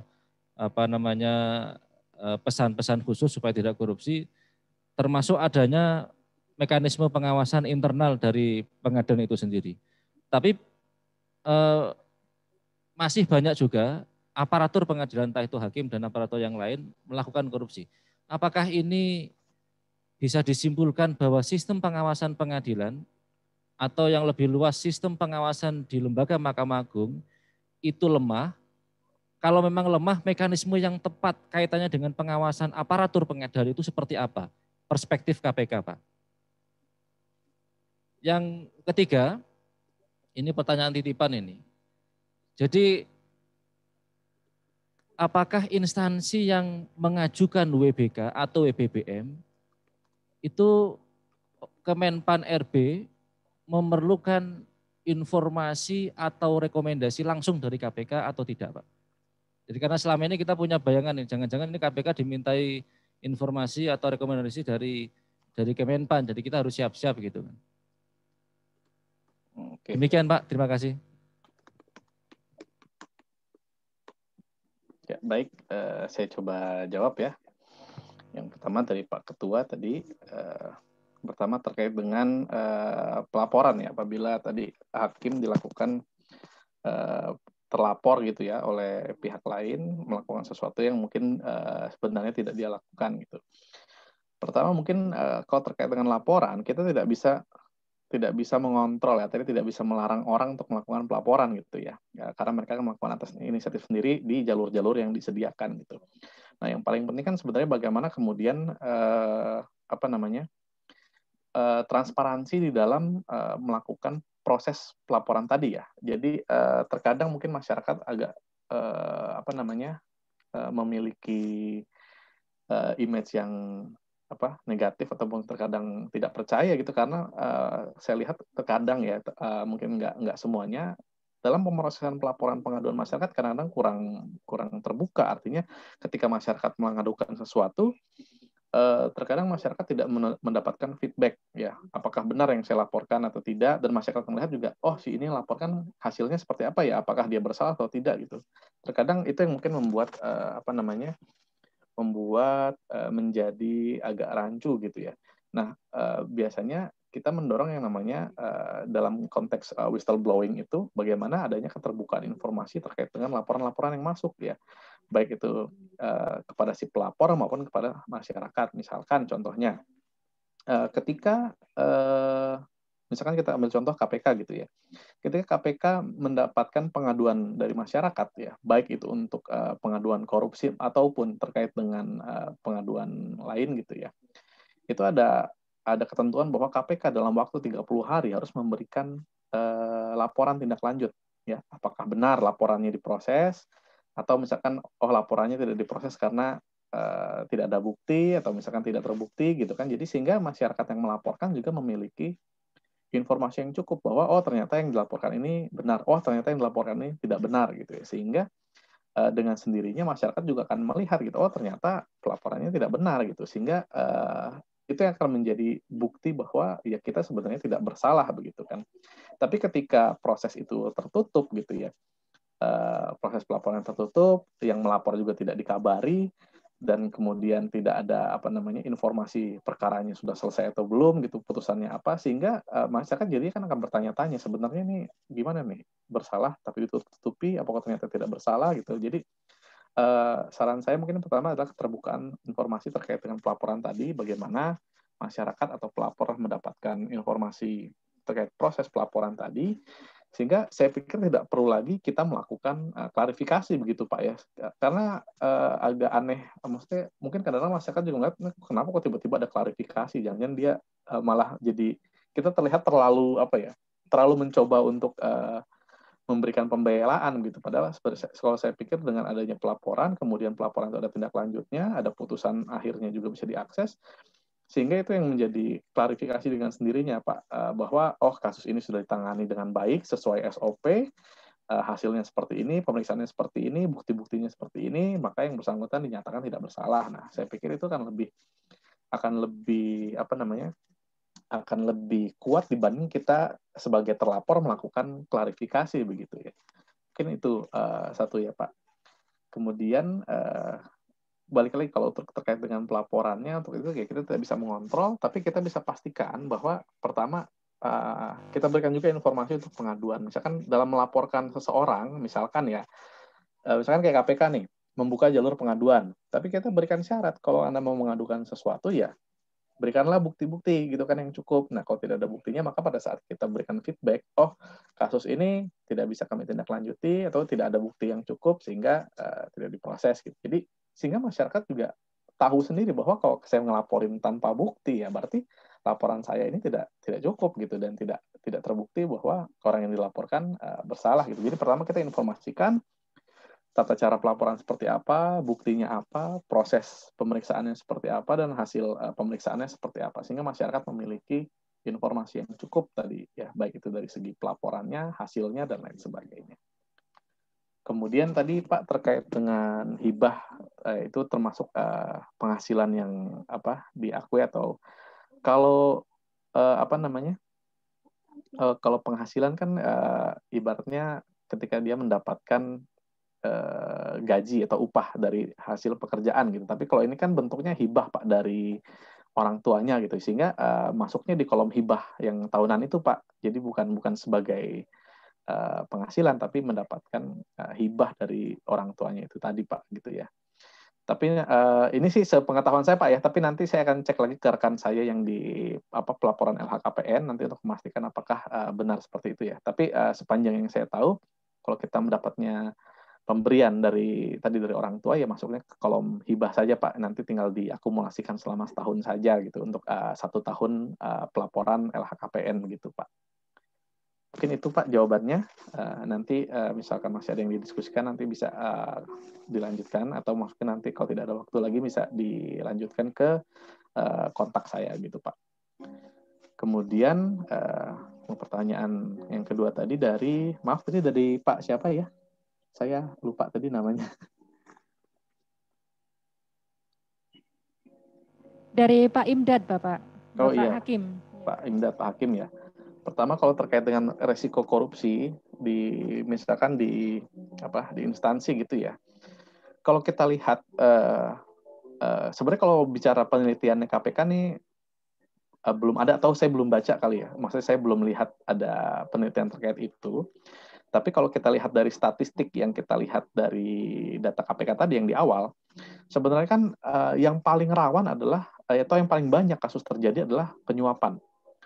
Artinya di sini kita lihat ada dua pihak ya, ada si penerima dan si pemberi. Nah, artinya sektor paling rawan di suatu instansi adalah ketika seorang ASN itu bertemu dengan masyarakat gitu ya, di pelayanan publik tadi, misalkan di loket pelayanan publik. Kalau misalkan di pengadilan ya kita bisa lihat di loket pelayanan misalkan, atau misalkan ketika di sektornya misalkan dilihat di hakim gitu, karena hakim ada kaitannya dengan orang-orang yang berperkara ya, dengan si pengacaranya, dengan si orang yang berperkaranya dan lain sebagainya. Sehingga titik rawannya adalah ketika ASN yang memiliki jabatan atau wewenang bertemu dengan pihak masyarakat ini tadi di ruang sidang gitu kan, di loket pelayanan. Intinya adalah ketika resiko itu paling lebih besar ya dibanding kita tidak ketemu dengan pihak yang berperkara begitu. Jadi saya pikir kalau dilihat di bagian mananya, mungkin saya nggak hafal juga Pak bagian-bagiannya di pengadilan agama, tapi ketika di bagian itu ada interaksi dengan masyarakat, dengan pihak berperkara, disitulah yang resikonya lebih besar dibanding tempat lain begitu ya. Karena misalkan kalau kita bicara sistem keuangan, pembukuan itu kan ada auditnya, ada catatannya gitu. Tapi kalau kita bertemu dengan pihak berperkara, ya tadi kita mungkin bisa tukeran nomor HP, kita bisa kontak-kontakan dia, kita bisa ketemu dia di luar gitu kan. Itu yang kemudian menjadi berbahaya. Makanya tadi kita harus mematuhi kode etik tadi, jangan sampai kita berkomunikasi dengan pihak berperkara di luar di luar yang seharusnya gitu kan. Dan bagaimana nanti pengawasan pelayanan publiknya juga baik, jangan sampai nanti ada misalkan ada pungli, ada pemerasan, ada suap menyuap di sektor pelayanan publiknya pengadilan agama seperti itu Pak ya. Jadi mungkin itu Pak ya, mungkin saya sedikit simpulkan dari datanya KPK ya, yang paling banyak adalah penyuapan, artinya ya tadi di mana ASN atau penyelenggara negara bertemu dengan pihak berperkara, ya disitulah kemudian potensi risiko korupsinya akan menjadi lebih besar seperti itu. Kemudian kalau misalkan kita bicara sudah ada sistem pengawasan dan lain sebagainya, tapi masih ada korupsi, apakah kemudian sistem pengawasannya ini lemah gitu? Nah, ini agak menarik Pak ya. Mungkin kalau dulu saya zaman masih belajar di Fakultas Hukum gitu ya, saya lupa nama asasnya apa. Yang pasti hukum selalu ibaratnya tertinggal oleh kejadian hukum gitu, peristiwa hukum. Karena hukum sifatnya statis, tapi peristiwa hukum sifatnya dinamis. Jadi mungkin pengawasan yang kita buat, aturan atau SOP yang kita buat pada saat inilah yang terbaik nih. Ini sudah mengcover semua resiko pada saat ini. Tapi ketika tahun berjalan, ya tadi ada dinamika, orangnya berubah, pengetahuannya berubah gitu kan, budayanya berubah, mungkin teknologi juga berubah, sehingga ada terkadang ada sektor-sektor yang mana tadinya sudah tercover oleh aturan yang ada, kemudian menjadi tidak tercover. Nah, disitulah kemudian muncul korupsi begitu ya Pak. Jadi bisa jadi memang sistem pengawasannya lemah, atau bisa jadi tadi Pak, memang sistem pengawasan yang sudah kita buat memang sudah paling baik nih saat ini, tapi kemudian ada perkembangan atau dinamika dari masyarakat atau pegawai kita atau teknologi yang kemudian membuat aturan tersebut menjadi out of date gitu ya. Jadi kita mesti melihat mesti dilihat secara benar dulu tuh Pak, secara detail ya. Memang ini disebabkan oleh sistem yang lemah, atau tadi ada perkembangan atau ada dinamika yang menyebabkan itu terjadi gitu. Karena ya tadi ya, balik lagi mungkin ada game-nya kan seperti itu Pak. Jadi hukum pasti selalu tertinggal oleh peristiwa hukum gitu. Jadi yang harus kita terapkan adalah bagaimana sistem pengawasan ini selalu keep up dengan perkembangan masyarakat Pak gitu. Jadi ibaratnya kalau dulu misalkan perkembangan di dunia peradilan gitu ya, misalkan dulu yang namanya pencurian harus fisik, sekarang karena ada perkembangan orang bisa nyolong pulsa, orang bisa nyolong listrik, ada perkembangan pengawasannya, ada perkembangan peradilannya gitu. Jadi yang mesti kita lakukan adalah bagaimana caranya lembaga kita, sistem kita harus selalu update, harus selalu diperbaiki untuk menyesuaikan dengan kondisi-kondisi yang terbaru begitu Pak ya. Jadi jangan juga kita merasa kita udah punya sistem baik nih. Nah, yang kita lakukan bagaimana kita harus selalu improve dan selalu memperbaiki celah-celah yang ada di sistem kita. Jadi kalau kita bicara perbaikan sistem itu sebenarnya nggak ada titik di mana kita selesai melakukan perbaikan sistem. Tapi perbaikan sistem dan pengawasan itu adalah sebuah proses yang harus dijalani tanpa putus gitu Pak. Jadi bagaimana itu dari awal sampai akhir harus selalu dilakukan dengan perbaikan-perbaikan gitu. Karena ya secara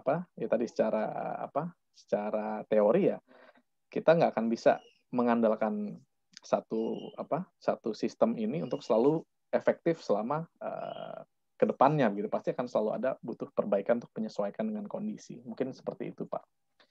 Kemudian terkait dengan penerapan wilayah bebas korupsi dan WBBM, jadi KPK ini kan kemudian membuat indikator-indikatornya gitu Pak ya, melalui tim Stranas PK tadi. Nah kemudian masing-masing institusi, misalkan dalam hal ini Mahkamah Agung, mereka membuat aturan turunannya gitu Pak. Jadi dari indikator yang dibuat oleh KPK bersama Kemenpan RB dengan Kemendagri dan lain sebagainya, kemudian Mahkamah Agung membuatlah itu tadi keputusan Ketua Mahkamah Agung terkait dengan penerapan pedoman penerapan WBK dan WBBM tadi. Nah, yang penilaiannya memang langsung dari si Kemenpan RB. Jadi artinya ketika ada penilaian itu bukan KPK yang menilai secara langsung, Pak, ya. Artinya KPK kemudian dulu bekerja sama untuk membuat indikator-indikator komponennya gitu ya, mungkin dalam konteks konsultasi pusatnya gitu Pak, koordinasi teknis pusat, tapi untuk penilaiannya diserahkan ke Kemenpan RB begitu Pak. Jadi koordinasinya di level pusat Pak, tapi untuk penilaiannya kita serahkan ke masing-masing institusi begitu Pak. Mungkin itu jawabannya Pak. Ya, nanti kalau misalkan ada yang masih kurang jelas bisa dilanjutkan atau nanti bisa kontak saya untuk diskusi lebih lanjut gitu Pak. Iya, Silakan. terima kasih Bapak. Barangkali Ya. ada pertanyaan selanjutnya, silakan dari Ibu Ulfa. Baik, terima kasih. Assalamualaikum warahmatullahi wabarakatuh. Saya Ulfa Fitriani, Pak. Ya Bu, silakan Bu. Tidak banyak yang ingin saya tanyakan, hanya ada sedikit ganjalan, Pak. Saya beberapa kali mendapat cerita bahwa dalam suatu institusi, mungkin dalam hal ini mungkin instansi ya, instansi itu mendapatkan pemberian dari instansi lain. Kalau masih sama-sama instansi negara, dimungkinkan itu adalah hibah, katanya seperti itu. Ini sebatas pengetahuan awam saya ya Pak. Apakah dalam KPK ada aturan tertentu terkait itu? Kemudian seandainya jika institusi atau instansi kita ini mendapatkan pemberian dari instansi yang swasta misalkan, apakah dalam KPK juga memiliki aturan-aturan tersendiri? Apakah itu nanti menjadi kategori suapkah, hibahkah, atau bagaimana? Mungkin kami minta pencerahan dari Bapak. Demikian Pak, terima kasih. Assalamualaikum warahmatullahi wabarakatuh. Waalaikumsalam. Ada lagi? Ya. Adminnya juga ingin bertanya ini Bapak. Oh monggo Bu, boleh Bu. Assalamualaikum warahmatullahi wabarakatuh. Waalaikumsalam. Saya Ubaidul Hakim, izin bertanya Pak. Ya. Jadi selama ini kan saya beberapa kali pindah dari satu satker ke satker lain, dan ketika pas saatnya jadi bendahara itu kita itu dihubungi oleh BRI. Jadi di BRI itu minta nomor rekening. Mas, saya boleh minta nomor rekening untuk apa? Ini setiap kali ada pungutan dari BRI dalam 1 bulan itu 1% itu untuk jenengan, seperti itu. 1%. Jadi waktu itu saya lihat transaksinya itu ada berapa ya? Hampir 400 jutaan itu dalam 1 bulan. Itu bisa dapat 500 ribuan lebih. Nah, itu setiap bulan, kadang 2 bulan sekali atau dirapel. Kemudian saya tanya, ini uang untuk apa? Nah, sana hanya menjawab, ini adalah upah untuk membagikan slip. Upah untuk membagikan slip sama potongan setiap bulan. Nah, seperti itu. Itu pun berlaku di bank-bank yang lain seperti Bank BTN. Itu kalau Bank BTN malah sifatnya cash. Jadi langsung ini untuk Anda sekian ratus ribu atau sekian puluh ribu seperti itu. Kemudian untuk bank sekelas bank pasar pun ada. Nah, apakah hal-hal seperti ini menjadi sebuah lumrah? Karena ketika saya tanya-tanya ke bendahara yang lain, ternyata dapat juga seperti itu. Nah, ini termasuk yang kategori apa? Karena ketika ditanya, ini upah seperti itu. Sejenis upah, uang lelah dari personalon masing-masing. Itu yang pertama. Yang kedua, ketika kita mengadakan kegiatan, kita membuat proposal. Dan coba ini masukkan ke Bank BRI. Siapa tahu nanti dapat bantuan. Itu termasuk apa ini? Sponsor atau apa? Apakah itu diperbolehkan? Kemudian ini kita sudah kerjasama MOU dengan bank ini sudah lama sekali. Harusnya kita sudah dapat TV 50 in, nah, seperti ini. Apakah ini diperbolehkan ketika kita mengajukan proposal, dan kalau diperbolehkan mungkin banyak sekali yang melakukan dan walaupun tidak diperbolehkan, mungkin kalau tidak ketahuan banyak yang melakukan juga seperti itu. Mohon kejelasan hukumnya. Terima kasih. Assalamualaikum warahmatullahi wabarakatuh. Ya, baik. Jadi biar saya jawab satu-satu ya. Bapak, mungkin sebelum dia jawab, saya tambahi untuk mengkonstruksi pertanyaan yang pertama, Bapak. Oh, boleh. Dari Bu Ulfa tadi. Jadi secara faktual kami memiliki permasalahan di PA. Jadi dulu Pak, pengadaan tanah ini sebelum PA ini dibangun, si penjual itu bilang bahwa 400 meter persegi yang sebelah kiri itu dibolehkan untuk akses dia masuk ke tanah yang tidak dijual di belakang PA kami, di belakang kantor kami. Jadi beliau meminta itu untuk akses jalan. Maaf Bu, boleh diulang sedikit Bu? Tadi di saya agak putus-putus suaranya. Kayaknya jaringan saya agak jelek. Iya, sudah jelas Bapak? Ya, sudah. Ya, jadi dulu Pak, pada saat pengadaan tanah kantor kami ini, pejabat yang dulu bersepakat dengan pembeli bahwa ya tanah sebelah kiri seluas 400 meter persegi itu adalah untuk jalan dia yang masuk ke tanah yang tidak dijual atau tanah dia yang ada di belakang kantor kami. Kemudian beberapa waktu yang lalu dia menawarkan bahwa dia mau mohon jalan tanah itu untuk dijadikan jalan akses dia ke belakang, tapi dia akan membangunkan kami berupa 2 unit rumah dinas di tanah PA kantor kami, Pak. Nah, itu hukumnya bagaimana, Pak, dalam perspektif pertanggungjawaban anti korupsi ini, Bapak? Apakah itu diperbolehkan atau tidak? Terima kasih, Pak. Baik. Bentar.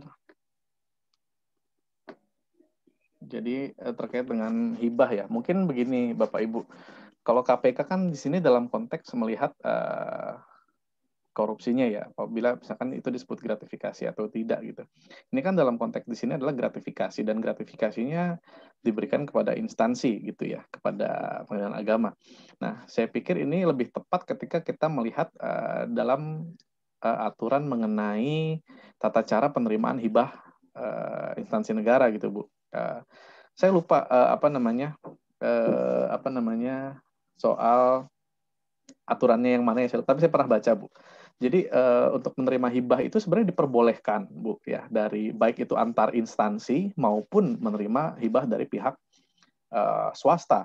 Nah, dari situ juga sebenarnya penerimaan hibah ada jenis-jenisnya. Jadi ada hibah untuk pelaksanaan kegiatan, ada hibah aset, dan lain sebagainya. Nanti ada tataran mana yang dihitung sebagai BMN, mana yang bukan gitu Bu ya. Jadi saya pikir itu lebih kepada persoalan administratif bagaimana kemudian hibah itu dicatatkan Bu ya di dalam keuangan negara gitu. Tapi kalau dalam konteks korupsi saya pikir kalau ini kan kalau kita bicara gratifikasi, Bu, gratifikasi di Undang-Undang Tipikor itu kan penerima dan pemberinya adalah perorangan, gitu ya, atau dari korporasi kepada perorangan, bukan kepada lembaga. Jadi kan kalau dibilang gratifikasi sebenarnya ini kan tidak diberikan kepada orang perorangan kan, Bu, rumah dinasnya, tapi diberikan kepada Pengadilan Agama sebagai asetnya gitu kan. Nah itu nanti lebih menurut saya lebih kepada pencatatannya di dalam penerimaan keuangan negara, Bu. Kalau tidak salah ada laporannya, Bu, laporan penerimaan hibah kalau tidak salah.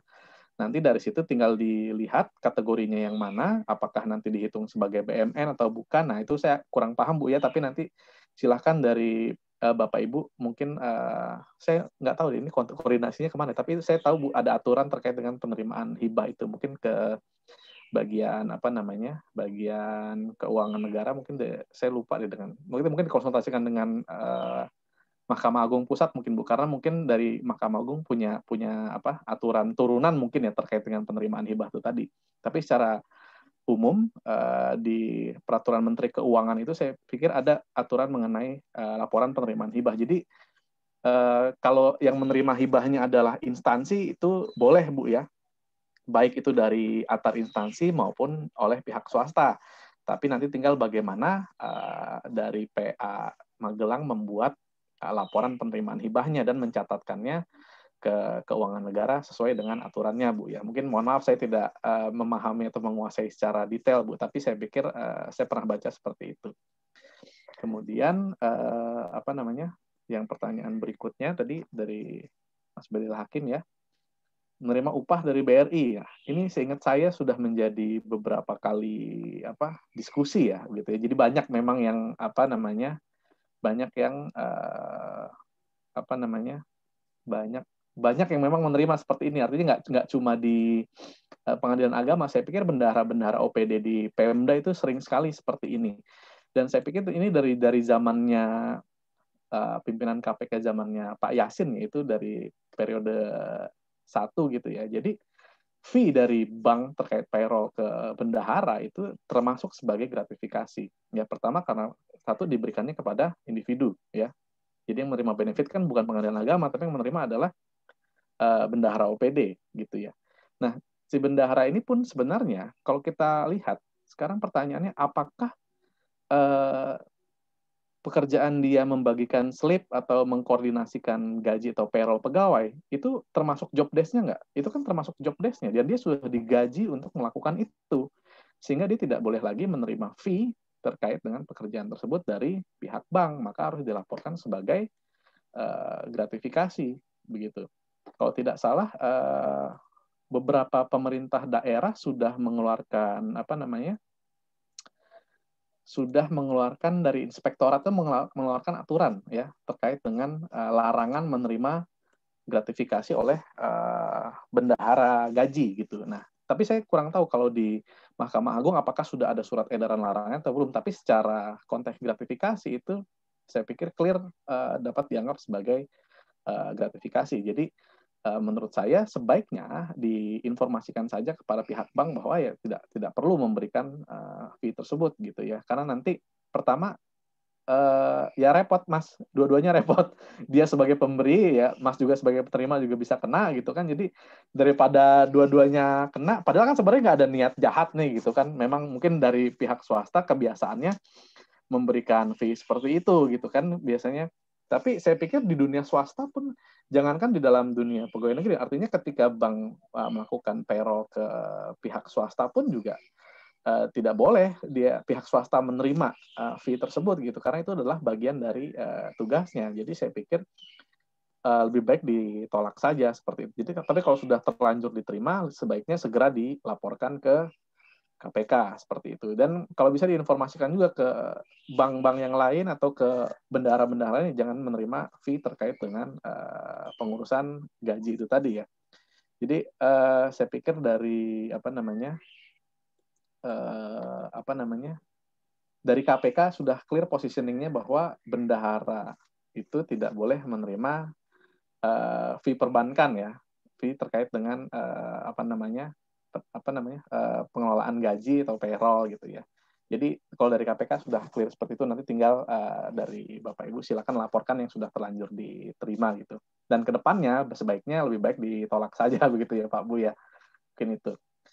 Nah mungkin yang kedua terkait dengan proposal dana. Boleh nggak kalau misalkan instansi mengajukan proposal dana untuk kegiatan? Boleh ya.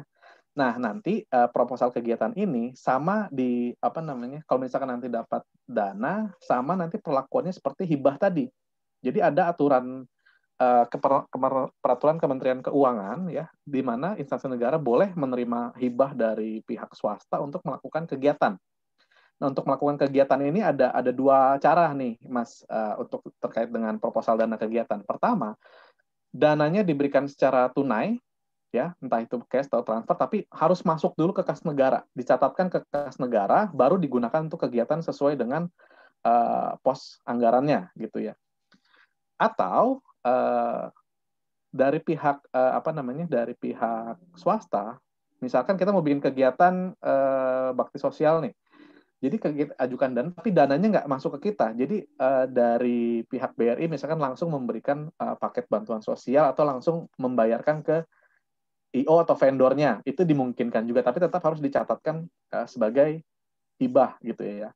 Jadi boleh Mas tadi mengajukan proposal dan mendapatkan dana kegiatan, asalkan tadi yang penting pencatatan penerimaan hibahnya ya, dibuat laporan penerimaan hibahnya sesuai dengan peraturan Kementerian Keuangan, atau ada kalau misalkan ada peraturan penerimaan hibah di lingkungan Mahkamah Agung. Mungkin seperti itu ya jawabannya. Jadi saya pikir kalau dilihat dari pertanyaan ini sebenarnya lebih banyak ke administrasi penerimaan hibahnya nih Bapak Ibu ya, apalagi kalau penerimaannya ke instansi gitu ya, nggak masalah. Saya pikir tetap bisa diterima. Tapi kalau tadi seperti dari bank langsung ke individu, nah itu dianggap sebagai gratifikasi dan harus ditolak, atau kalau sudah diterima harus dilaporkan seperti itu.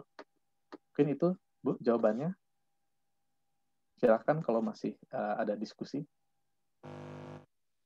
Monggo, Bapak Panitra ini Pak, silakan. Ya, monggo silakan. Terima kasih. Izin langsung ke pertanyaan, Bapak. Ya. Ya. Jadi kadang di sebuah instansi atau kantor pemerintah, ini ada sebuah kantin atau koperasi yang membuka usaha. Nah, kemudian seandainya Pengadilan Agama Magelang ini ada pihak yang kami maksud tadi akan bekerja sama membuka usaha di Pengadilan Agama Magelang, secara aturannya diperbolehkan atau tidak? Mohon nanti dijelaskan aturannya jika diperbolehkan. Kemudian mekanisme terkait dengan kontrak atau sewa ini dengan pihak siapa? Ini mengingat aset negara. Terima kasih Bapak. Ya, baik. Ada lagi? Monggo silakan Bu. Terima kasih atas waktu yang diberikan. Saya hanya ingin tanya satu pertanyaan saja. Ini yang dulu tapi udah dulu sekali ya Pak ya. Ini pernah terjadi itu para pihak itu karena dia sudah putus, dia merasa senang sekali karena perkaranya sudah selesai tapi saya lupa sampai akte cerai keluar atau enggak.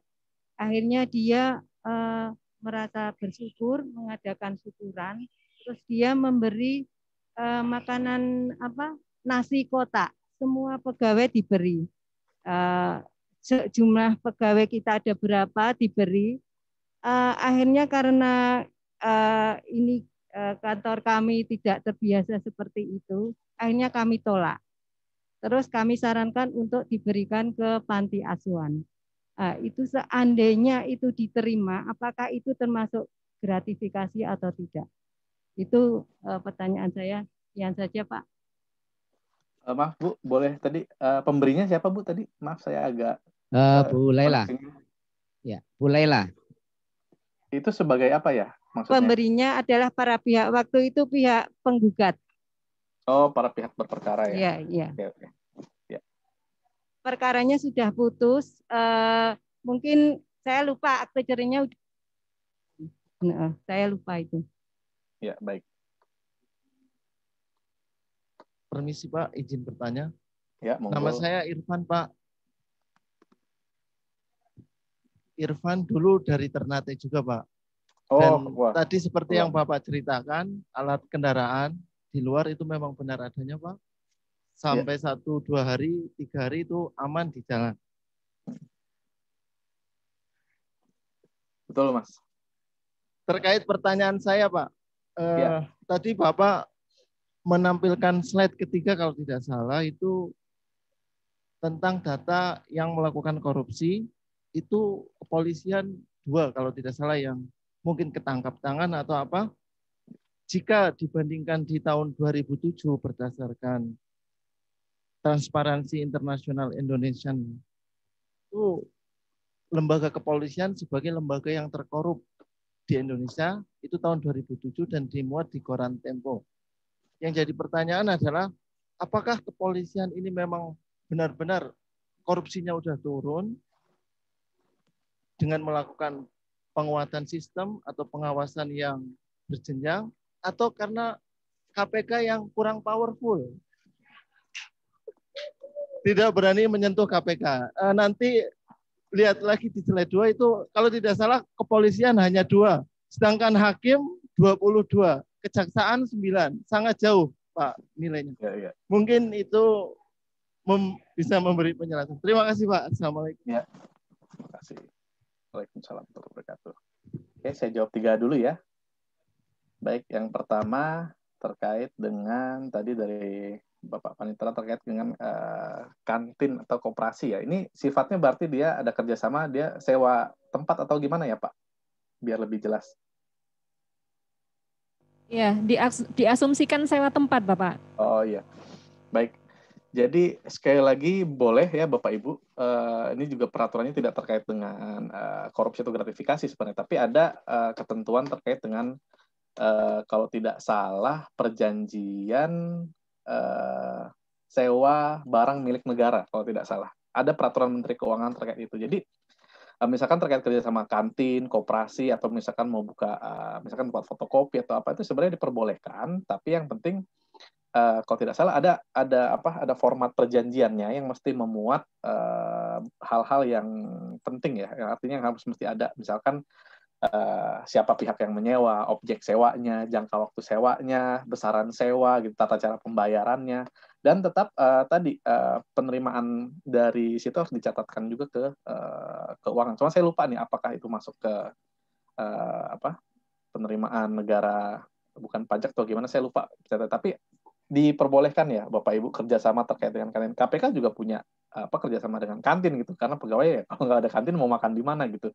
Nah tapi yang penting tadi tata cara pelaksanaan sewanya harus sesuai dengan peraturan pelaksanaan sewa barang milik negara yang dikeluarkan oleh Kementerian Keuangan. Nanti Bapak Ibu silakan akses peraturannya. Kalau tidak salah sudah ada template perjanjiannya ya, sudah ada komponen apa saja yang mesti diatur di dalam perjanjian sewanya gitu ya, tata cara pembayaran dan lain sebagainya. Jadi nanti sepanjang ya memang saya kurang memahami ya, kurang menguasai itu, tapi saya pikir sepanjang Bapak Ibu nanti membuat perjanjian sewanya dan melaksanakan sewanya sesuai dengan peraturan Kemenq tersebut, saya pikir aman-aman saja Pak ya gitu. Saya pikir di mana-mana kan semuanya, hampir semua instansi negara punya kantin pasti atau koperasi gitu. Teman, yang penting kita toh ini bukan suatu perbuatan yang buruk atau apa, karena memang ini kan buat namanya kantin kan orang juga butuh makan gitu ya.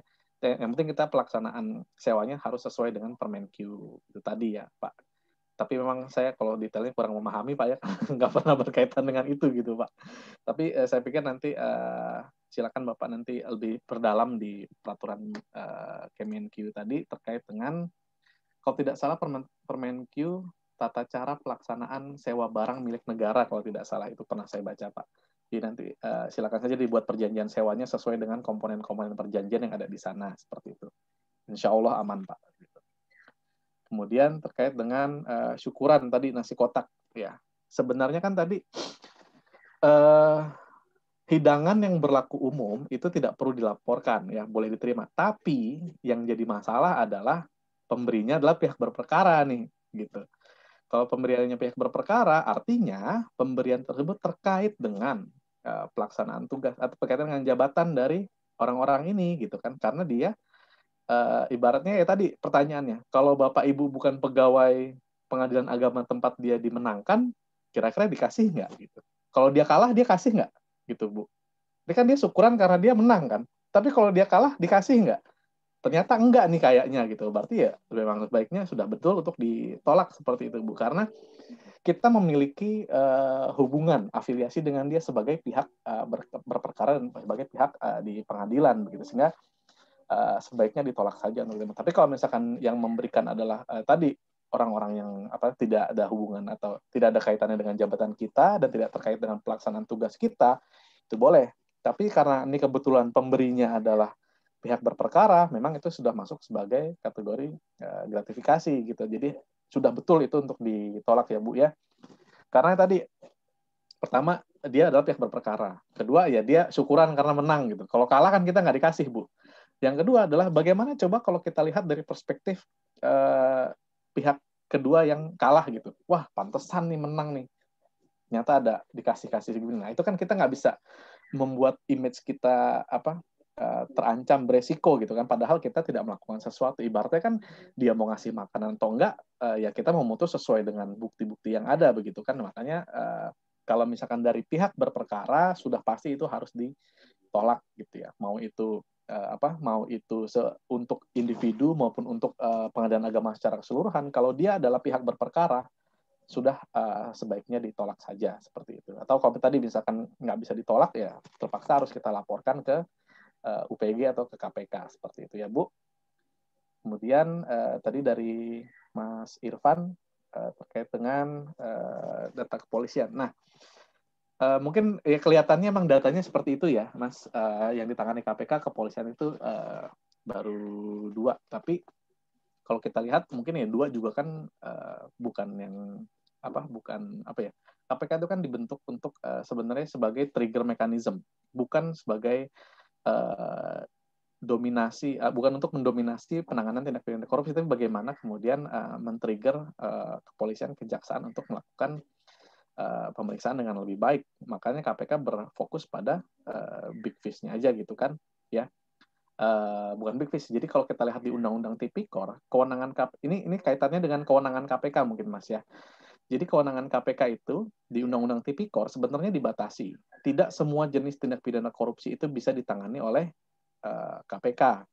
Yang pertama indikatornya adalah terkait dengan penyelenggara negara, aparat penegak hukum atau orang terkait penyelenggara negara gitu ya. Nah, indikator yang kedua adalah terkait dengan kerugian negara minimal 1 miliar. Nah, jadi kalau kita lihat dari penanganan kasus korupsi KPK mungkin cuma 2, tapi kalau kita lihat secara nasional mungkin polisi atau jaksa atau hakim mungkin angkanya, saya belum tahu datanya karena saya nggak punya data dari kepolisian dan kejaksaan. Jadi kalau tindak pidana korupsi itu kejaksaan, kepolisian ya pasti mereka bisa menangani sendiri gitu. Jadi kalau kepolisian sama kejaksaan mereka bisa menangani semua seluruh jenis atau seluruh kasus korupsi apapun mereka bisa. Kalau KPK tadi ada pembatasan ya. Makanya mungkin tadi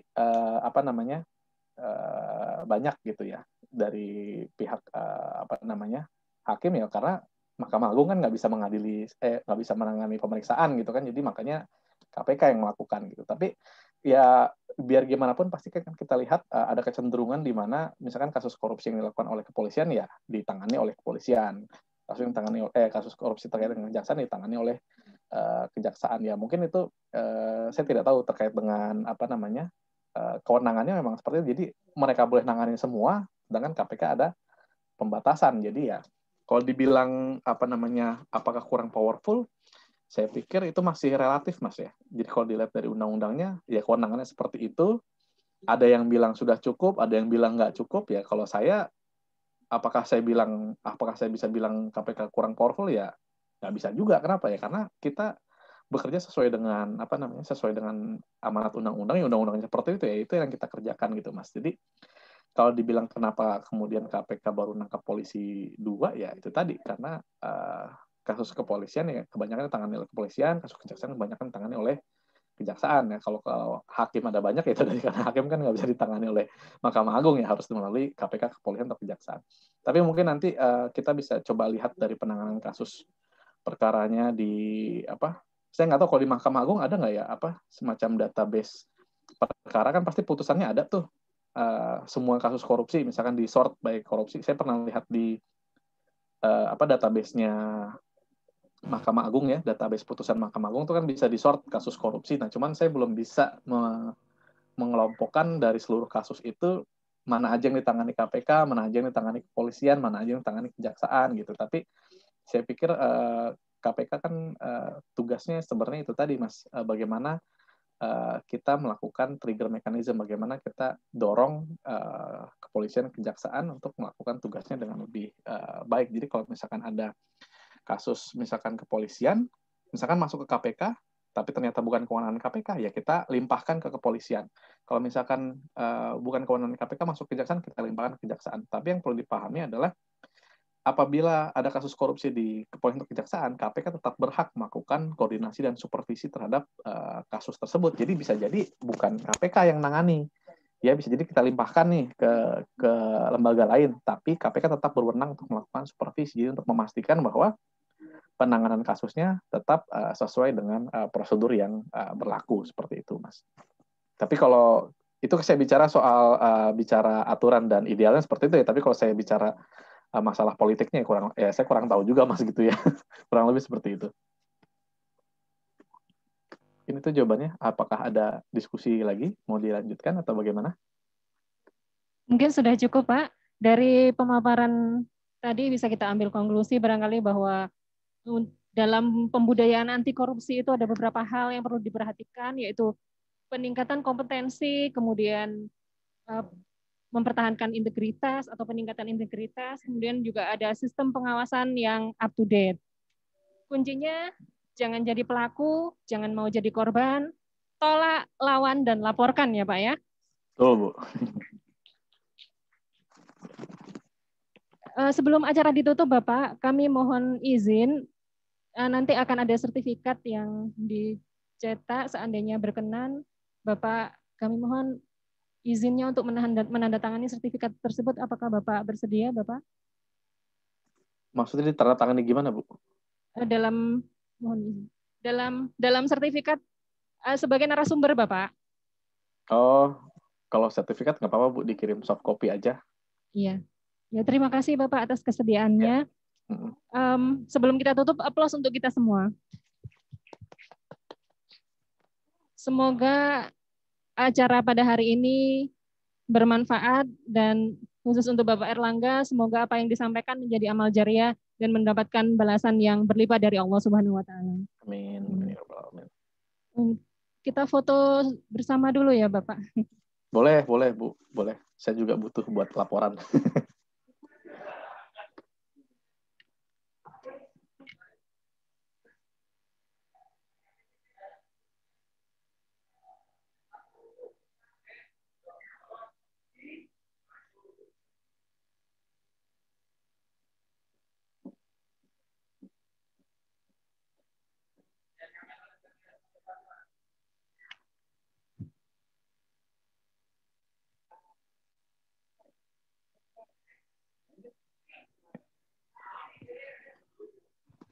Baik, terima kasih ya Bapak Ibu semua. Terima kasih Pak. Ya, kurang lebihnya mohon maaf. Assalamualaikum warahmatullahi wabarakatuh. Waalaikumsalam warahmatullahi wabarakatuh. Saya juga mohon maaf apabila ada kekurangan. Terima kasih atas atensinya. Nanti silakan ya Bapak Ibu, kalau misalkan ada yang ingin didiskusikan, jangan ragu, jangan segan untuk kontak saya atau kontak KPK ya. Nanti kalau misalkan butuh diskusi lebih lanjut atau ada kerjasama apa nanti di kedepannya terkait dengan pelatihan atau edukasi, nanti silakan bisa didiskusikan gitu ya.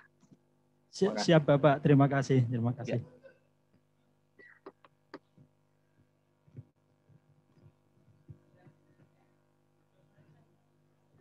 Saya izin live ya.